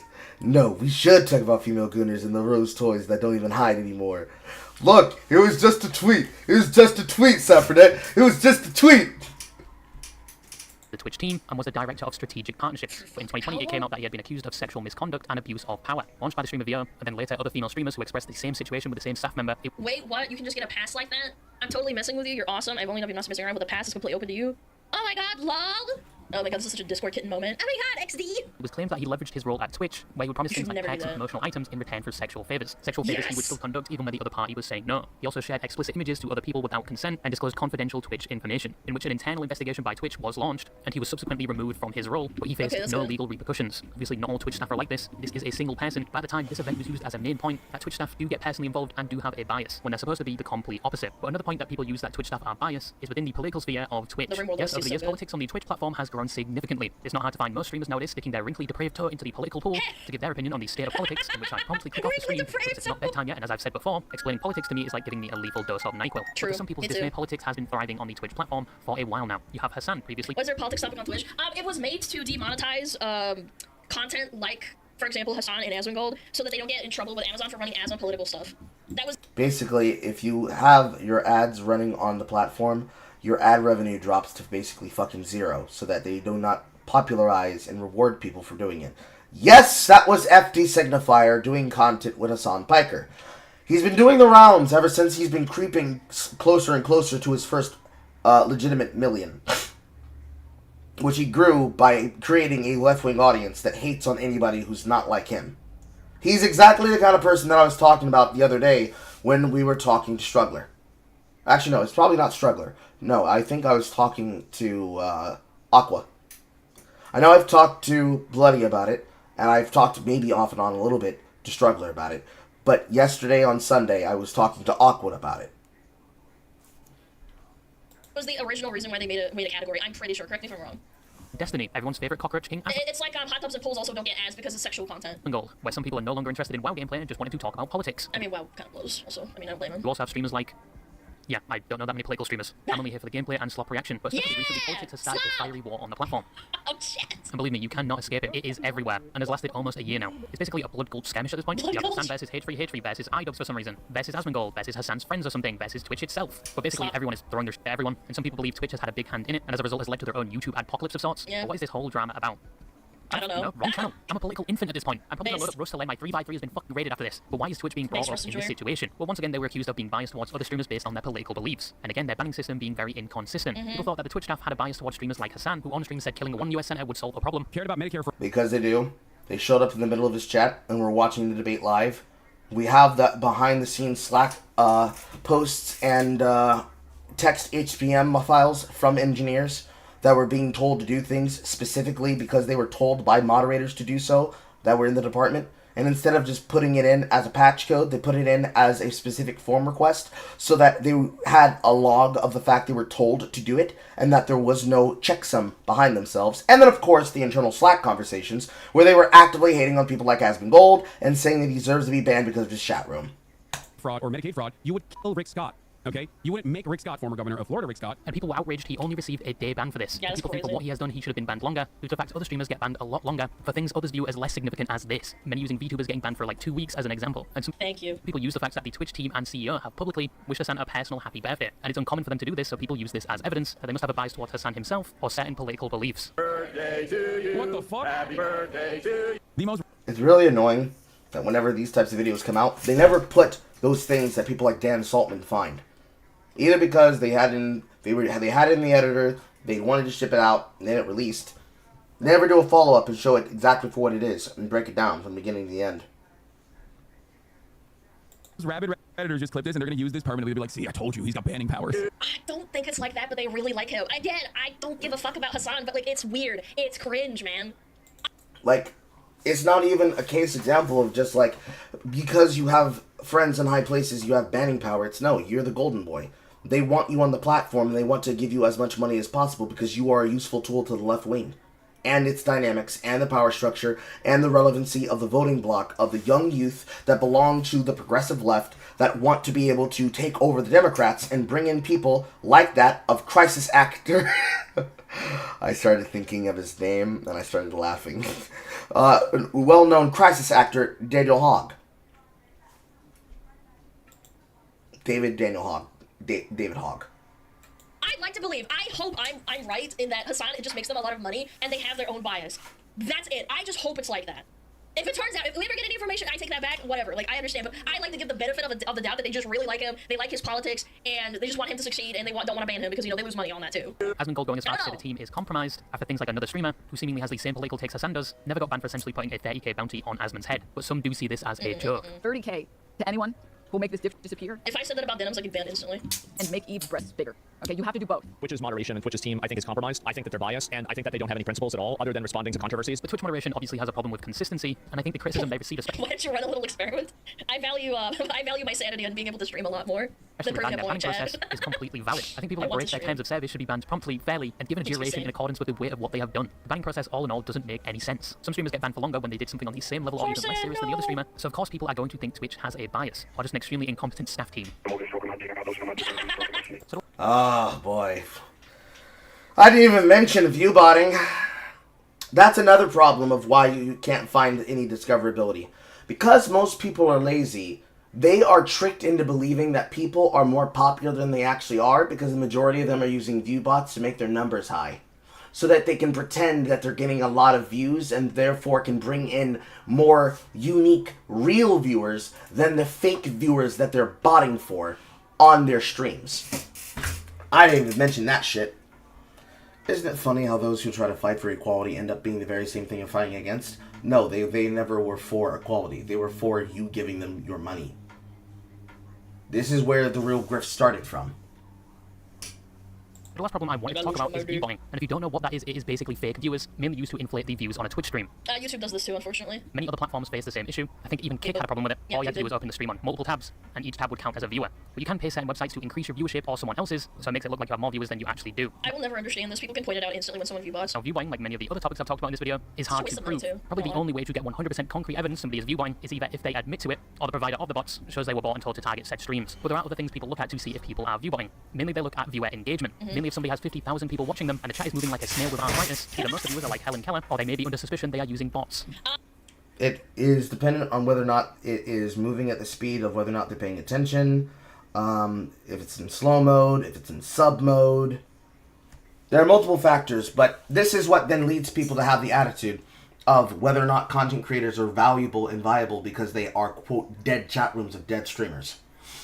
The kind of engagement that we currently have on the side of my screen here is concurrent with what we expect amongst my regular viewers. But if a Twitch chatter walks in here randomly and has the viewpoint of basically thinking like you're a Hassan watcher, they'll say that this is a sign of a dead stream. But if I had these many people watching, but it was moving at this speed, and there's no slow mode, and it's not me specifically putting the slow mode on a certain level of engagement so that people can actually see what's being said, or the reacts of emotes, or whatever clickbait is there, is a sign of a person having a dead chat or a botted chat. It's pretty much emblematic, and it came from Twitch, and it's been brought over everywhere else. Especially considering the advent of better Twitch TV and global Twitch TV emotes, which I think I do have enabled here inside of my OBS. Let me see, because I know they work on browser. Nope, I can't see them from this side, but I would probably be able to see them if I were to look from the YouTube side. This isn't always true for every single category. I know there's a lot of ASMR streamers, like VTubers and, like, you know, Flash tubers, that stream ASMR, and a lot of chatters are beating their meat and not watching the stream and engaging with it. Yeah, I never think of ASMR as, like, viewbuying, because, like, realistically, like, there's maybe, like, 100 people that are typing, and then the other, like, 900 people are beating off. Because most bots do not interact with the stream like a normal chatter would. Now, why is viewbuying bad on the Twitch platform? Well, it can be used against streamers. Yes. For example, if you apply to be a partner on Twitch, and you finally hit the required viewers, if Twitch thinks some of those are bots, they will deny your partner application. That actually happened to me when I was doing partner push publicly, and I stated partner push. I had some guy maliciously viewbotting me back in, I want to say May through July, maybe even August of 2023, I think it was. And follow botting me too. And they were doing it maliciously because they didn't want me to get partner. And they started taunting me in the chat and saying, like, you're being a dumb, stupid bitch. You're never gonna get partner. At one point. It was, I think, a couple of people, but I think it was, like, a total up to that point, like, maybe one or two. It was August, September. Yeah, I think it was, like, late summer. And in some cases even ban you, so it can be potentially used to remove somebody off the platform. Bots can also be used for things like hate raids going into someone's Twitch chat and spamming messages or racial slurs. I think even recently a Twitch game show had to switch Twitch channels due to the fact their stream was being inflated with view bots, which you would think is a good thing. I personally would spam the ad button and hope the view bots don't have ad block, but they basically had around 100,000 viewers and the chat was basically comatose. So yeah, it's a bad look on them because it looks like they're viewbotting. I totally get that and I respect that decision. I also feel bad for them. Because some people get maliciously viewbotted, or it's people who think that it's a good idea to bot their favorite VTuber so that more people get to see them, but then realistically what it actually does is impair the VTuber, and people obviously can tell that you're VTubing. To prevent allegations of viewbotting themselves and potentially getting banned, they switched the channel. And you've also had streamers accusing other streamers of viewbotting, specifically the top echelons of Twitch, where XQC was accusing Kai Sennett's associates of viewbotting due to the fact they had a high view account but low. Because they are. The majority of the people that are doing it, they're doing what we call legal viewbotting. They will suggest their audiences. This happened earlier in the early days of Twitch. Early. From the first Justin TV move to the second Twitch move, before it was purchased during the time period of 2009 to 2014. Whenever you were going to be broadcasting, people that were going to be watching and or supporting would have a tab open, and when that tab was open, they would be leaving it open even while they were away from their house. So let's say Horror goes out to work, and she has her console at her home tuned in to my live stream feed. So that when I go live on Twitch and when I go live on YouTube, she is there in both chats. This was a form of what we call lurk status viewbotting. It's not being done via a bot, but it's being done via people simply lurking to support the metrics of a content creator, but is a illegal form of view manipulation, which would be the legal term for it, because when you're doing this, the engagement is off. And just like if you were view botting, when the engagement is off, that is going to affect your ability to get brand deals, sponsorship deals, headhunter contract deals, and a bunch of other shit. Because by doing that, hi Jessica girl, because by doing that, what ends up happening as a response is that person that's a part of that metric team looks at those views and then looks at the concurrent time, and they can tell based on who's always there in your chat room on your backlog who's actively doing it, since you can see the people who are in the list.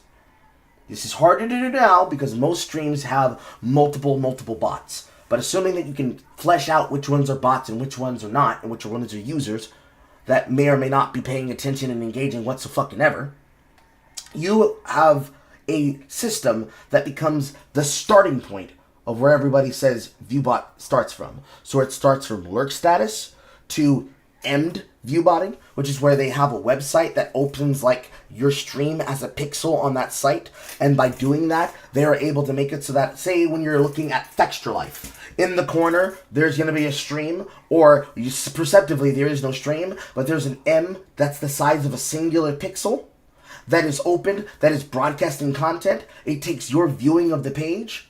So let's say all of you watching me, how many are here on YouTube? All of you watching me, 21 of you right now, each of you have a small pixel of the screen in the top right corner that has your views watching somebody like, say, Philosophy Tube or F3 Signifier. Your views now get collaborated into their metrics. And let's say that's how all of their views are being corrugated. It's coming from people that are their sycophants and their followers and their ardent acolytes, but it's also coming from people going to look up recipes on Pinterest, and all of a sudden you're being accused of being a supporter of a femdom on Twitch because there's a stream of it open in the source code that you're not aware of. Low subscribers and low viewer engagement, and most of the people watching were not logged in, and this caused a bunch of drama and commotion because it is a serious accusation, and if in some way it is proven to be true, your streaming career might be over. Nobody is gonna... No, it's not over. I think it's just people. It's not. It wouldn't.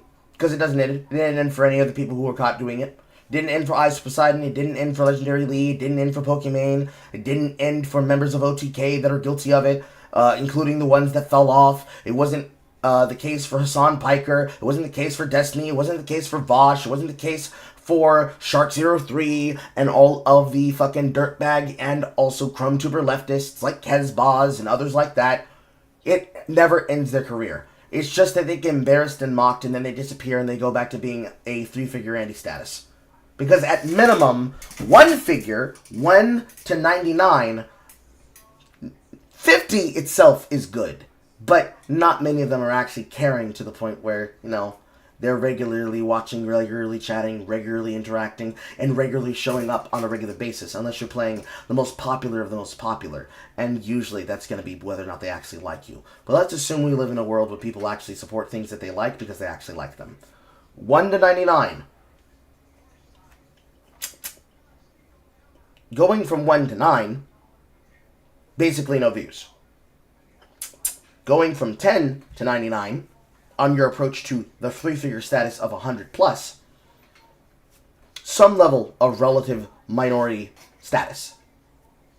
From 100 to 999, enough people that you have a handful of what should be a mid-size figure channel, assuming that you're making videos and then you're playing video games on stream for said channel. From 1,000 to 9,999, you're now somewhat of a minuscule drop of water of a big deal in the pool of Twitch.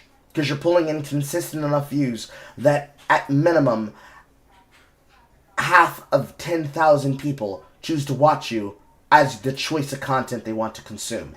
And they're not doing it to put you on in the background using the tactic of lurking.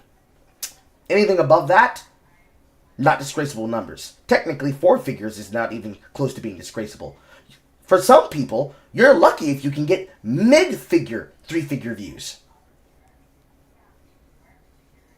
And that's just the mentality that it goes towards. Because, you know, if you have less than 50, let's say, that will be the point where people will say that your content's not relevant. Because concurrent viewers that are watching all the time and consistently watched from beginning to end on the watch time ROI is more important than people who jumped into the stream, watched for 30 minutes, and then left. Or people who tuned in the stream, they went into a YouTube VOD, they said, damn, Carl, this is sick. I gotta go to work, though, but I'm gonna catch the shit back live from the VOD. They make a timestamp of when they left that they can recognize based when their message was on the screen. We're using Boster as an example.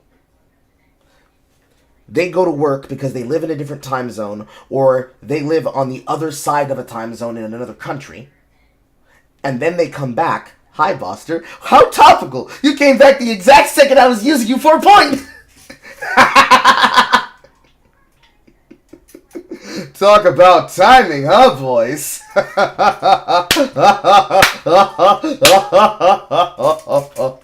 Irony!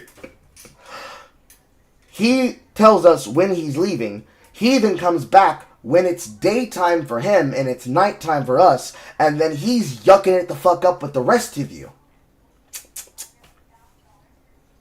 You don't see why they got rid of timestamps for messaging and streams? Right now, I can check and I can see if it's still under the system it should be under. It's probably under a choice of it has to be activated. Give me a second. Chat room, chat room, chat room, chat room, chat room, chat room, chat room, chat room, chat room, chat room. It doesn't exist anymore. I know that when I look at comments and ratings, it says if I can have moderation, if I can have comments on or off.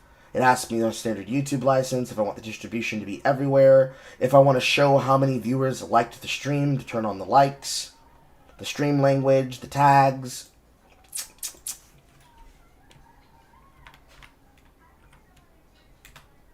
The content, the metadata. There's a bunch of shit in here that I have the ability to customize, including slow mode, live chat relay, the participation modes for that live chat relay, the new trailer and redirect features, as well as monetization figures for how you do the ads. But I have to assume they took it away just because reasons. We'll see you, Foster. We'll see how far this bit goes when you come to hear what I said on the fucking pod. I couldn't answer for you, Neo J, why they did it, other than because laziness, and they didn't want to bother with it anymore. Also, wow. I just realized the amount of money that Boster handed me. I am in fact blessed. God's plan. I swear, I'm going to become good at math conversion. I'm not going to tell you all what the amount was. Actually, no, I think some of you can actually click on the button. Somebody can convert the currency of PLN 2500 and tell me what that works out to. But, anyways, back to my point. I can't see the button in the back side. It used to be that you could be able to activate it automatically.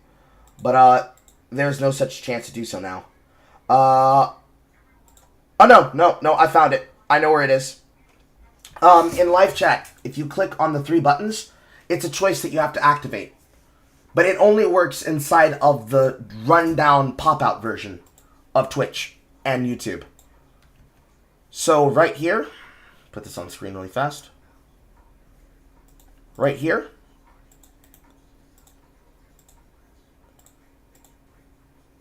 if I pop out the studio, you can see that it works. Right here. And if I bring back timestamps, I can switch between the two. But it only works in this type of view, in this way. This is the only way that it functions. So I can go back and forth inside of the YouTube live chat pop-out, but for things like Botrix, it just pulls it up as you send the messages. So back on the VOD, I can see the timestamps, And if you activate it using better Twitch TV, you could probably also use the example, but it's not on by default because they just figured it wasn't that important. The more we know. But anyways.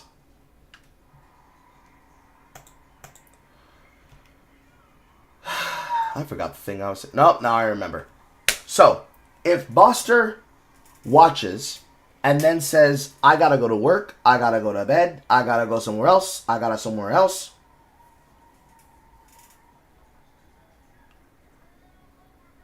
Are you sure that's 6,000 or 6,534?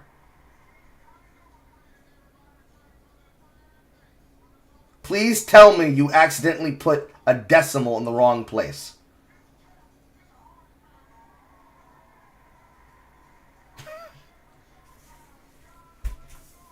Because that's not the number I'm looking at. And that would be a lot of money, and that would make me very concerned, like I would need to tell Boster that something happened. Anyways, if he was to go back and look at the VOD from where he is, that is the value benefit of a person broadcasting and watching in the way that that it is amount to do. Is it really supposed to be 6,000? I have to check that myself. 1 second. 250 PLN to USD. 250 Polish zloty is $65.36 US dollars. How did you get 65? How did you get 6,000?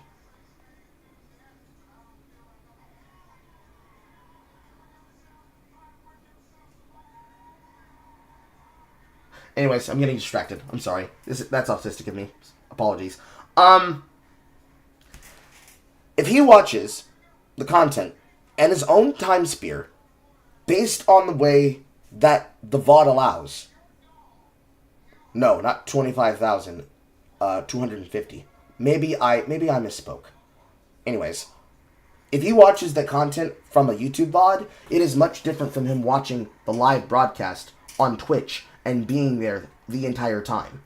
This is what popularized the idea of lurking as a way to hear and listen what was going on, even as you were doing other shit in the background. Especially if you had friends that you wanted to support, but you were also doing your own thing, but you wanted to try and help them get off the ground, and you did so to help them get out of the zero viewer position. It's actually so relevant to the idea of streaming to zero viewers, because this is where people didn't say there's no survivability, there is no metric for me to be able to find myself, I can't be able to figure out how I can get people to watch my content, blase, blase, blase, blase, blase. That was pretty much what started and set up that meta. It still technically remains a viable methodology of support today, it's just that most people don't do it, because they've been tricked into believing that if they're helping people in this way, that it's bad. Despite the fact that it's not. It's just useful, because maybe you have something you need to go do, and maybe you have your mobile phone out, and you've got earbuds in while you're listening to what the person's saying. And even though you might miss the visual quality, the audio quality, and the joke quality of interaction allows you to get involved, because for horror, she's usually at work. Alex Dragoon, he's lurking right now, because he too is at work. Most places don't even allow us to have phones on something like the shop floor, the factory floor, or on the job, because if you got time to lean, you got time to clean. If you're looking at your phone, I'ma send you home. So, like, there's lots of factors that lead into the culture of how people engage in the material. We here in the Carl Productions, in the Negro Hood, amongst those that wear a hood. See, exactly. Exactly, that's exactly my point, Just a Girl.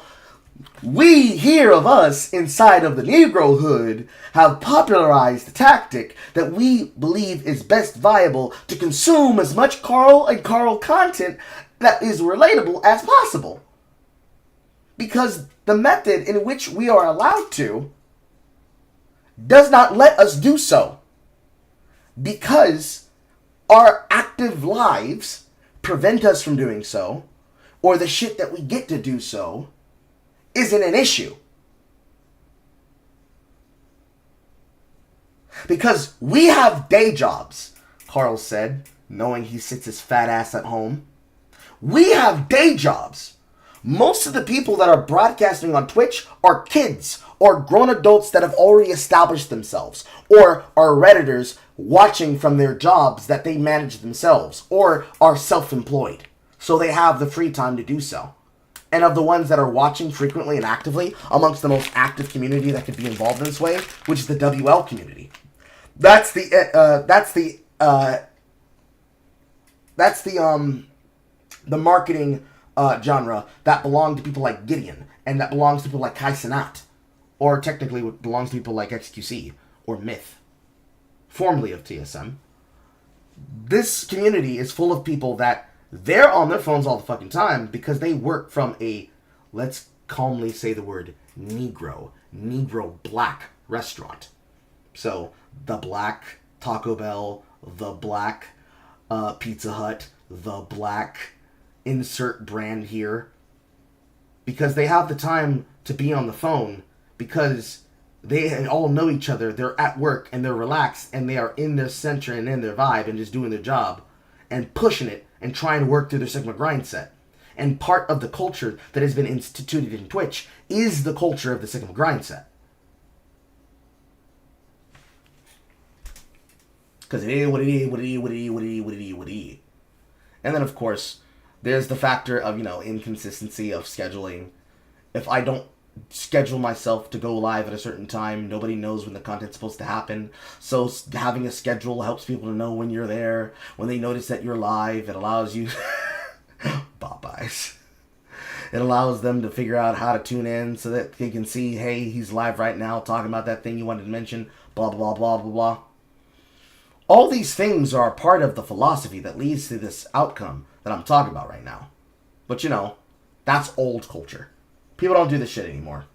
They go based on where the trash fire and the spectacle is, which is not really helpful at the end of the day. We'll move on. People kind of forget about that shit. Some VTuber species can't handle V-bombing. Oh, yeah. When I was getting follow botted, so what they would do is that it would spam my Chatterino so hard, and it would flood my notifications so hard I had to turn them off, but even then, my computer would start struggling. Because it would start spamming the ever-loving fuck out of my Chatterino. Let you live that down. But obviously, once again, it's very hard to prove, and some of the viewers may have not been logged in, or sourced from external websites through things like embedded streams, which are very annoying back in the day, especially when I was trying to find a Warwick jungle build and somebody's stream just pops up in the bottom left, which just because you're on that website does count to them as a viewer, and was previously used to inflate people's viewership, but what... Exactly what I was talking about. Yeah, Extra Life. I can't stand Extra Life.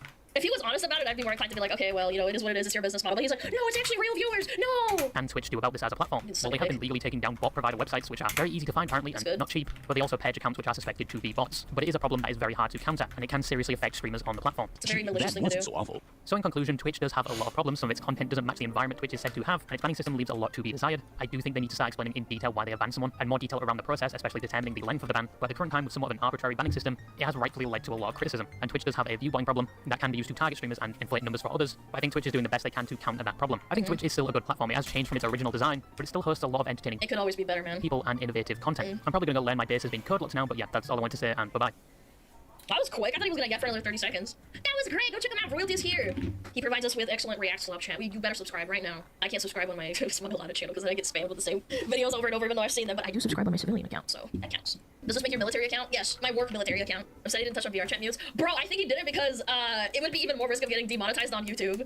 Like showing them on screen fucking shaking their asses. Yeah, I think that is probably why he did it. I'm out. But yeah, that's pretty much the nature of the culture of exactly more or less why Twitch is the way that it is. Even though usually whenever Twitch comes up, I tend to sometimes message it to the point where it's like I repeat the same shit all the time. But we usually have people who are new to the experience and are not aware of or familiar with the culture. Since it appears that in terms of the broadcasting wars, YouTube is winning out over Twitch because people are tired of the attitude of Twitch, where you open up the channels and you have nothing to fucking watch. You do the same thing with YouTube and you've got nothing to watch, and you're being suggested videos that you don't actually want to see because it's shit that you opened once upon a time that you opened up again, and it's like, why the fuck did I open this shit again? Oh yeah, I wanted to do looking for a Harvest Moon video, and now I've got a bunch of women who are cosplaying Harvest Moon characters in nude costumes wearing gold bikinis. You can't evade it, you can't avoid it, You will eat the slop. You will watch the slop. The slop. The slop. Truly, we cannot evade. We cannot avoid. It is a problem. Nonstop, never-ending, effervescently. Ugh.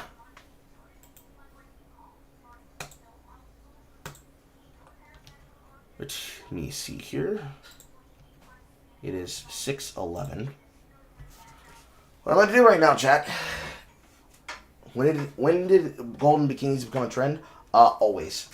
Golden bikinis, Golden Week, was always a trend amongst artists. It was always a trend amongst artists because it acts as a way for the artists to be able to draw their personal favorites in types of drawing trends. The same way that you have Golden Week, you have the Virgin Killer Sweater, you have the Chudai trend, you have the hot yoga trend. Anything that would be fun to get involved in, people will do. It's been a trend since forever. Just like dark skin gyros and catgirls. And dark skin catgirl gyros. Just keep periodically deleting your history, that's how you avoid it. I mean, it's not all bad. There are tabs at the top of the basic YouTube search on your homepage that help you navigate through shit that you actually want to see that belongs to a single category. But it's really just bad in general. Because when it comes to watching shit, the only way for you to really find my stuff is for you to just go to my channel and go clicking through my VODs.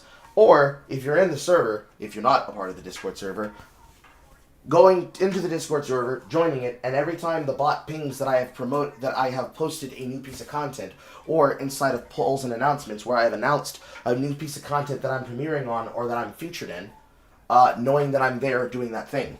Otherwise, the only other way for you to know about what I'm doing frequently is to see whether or not I'm live on YouTube and Twitch, or to see whether or not I'm live from inside of the server to know where I'm talking to somebody on YouTube and Twitch, or to simply check Twitter. Because those are the actual methods and metrics to be able to find people. Because discoverability is bad on YouTube. Because it's not straightforward on how to be able to use the metadata.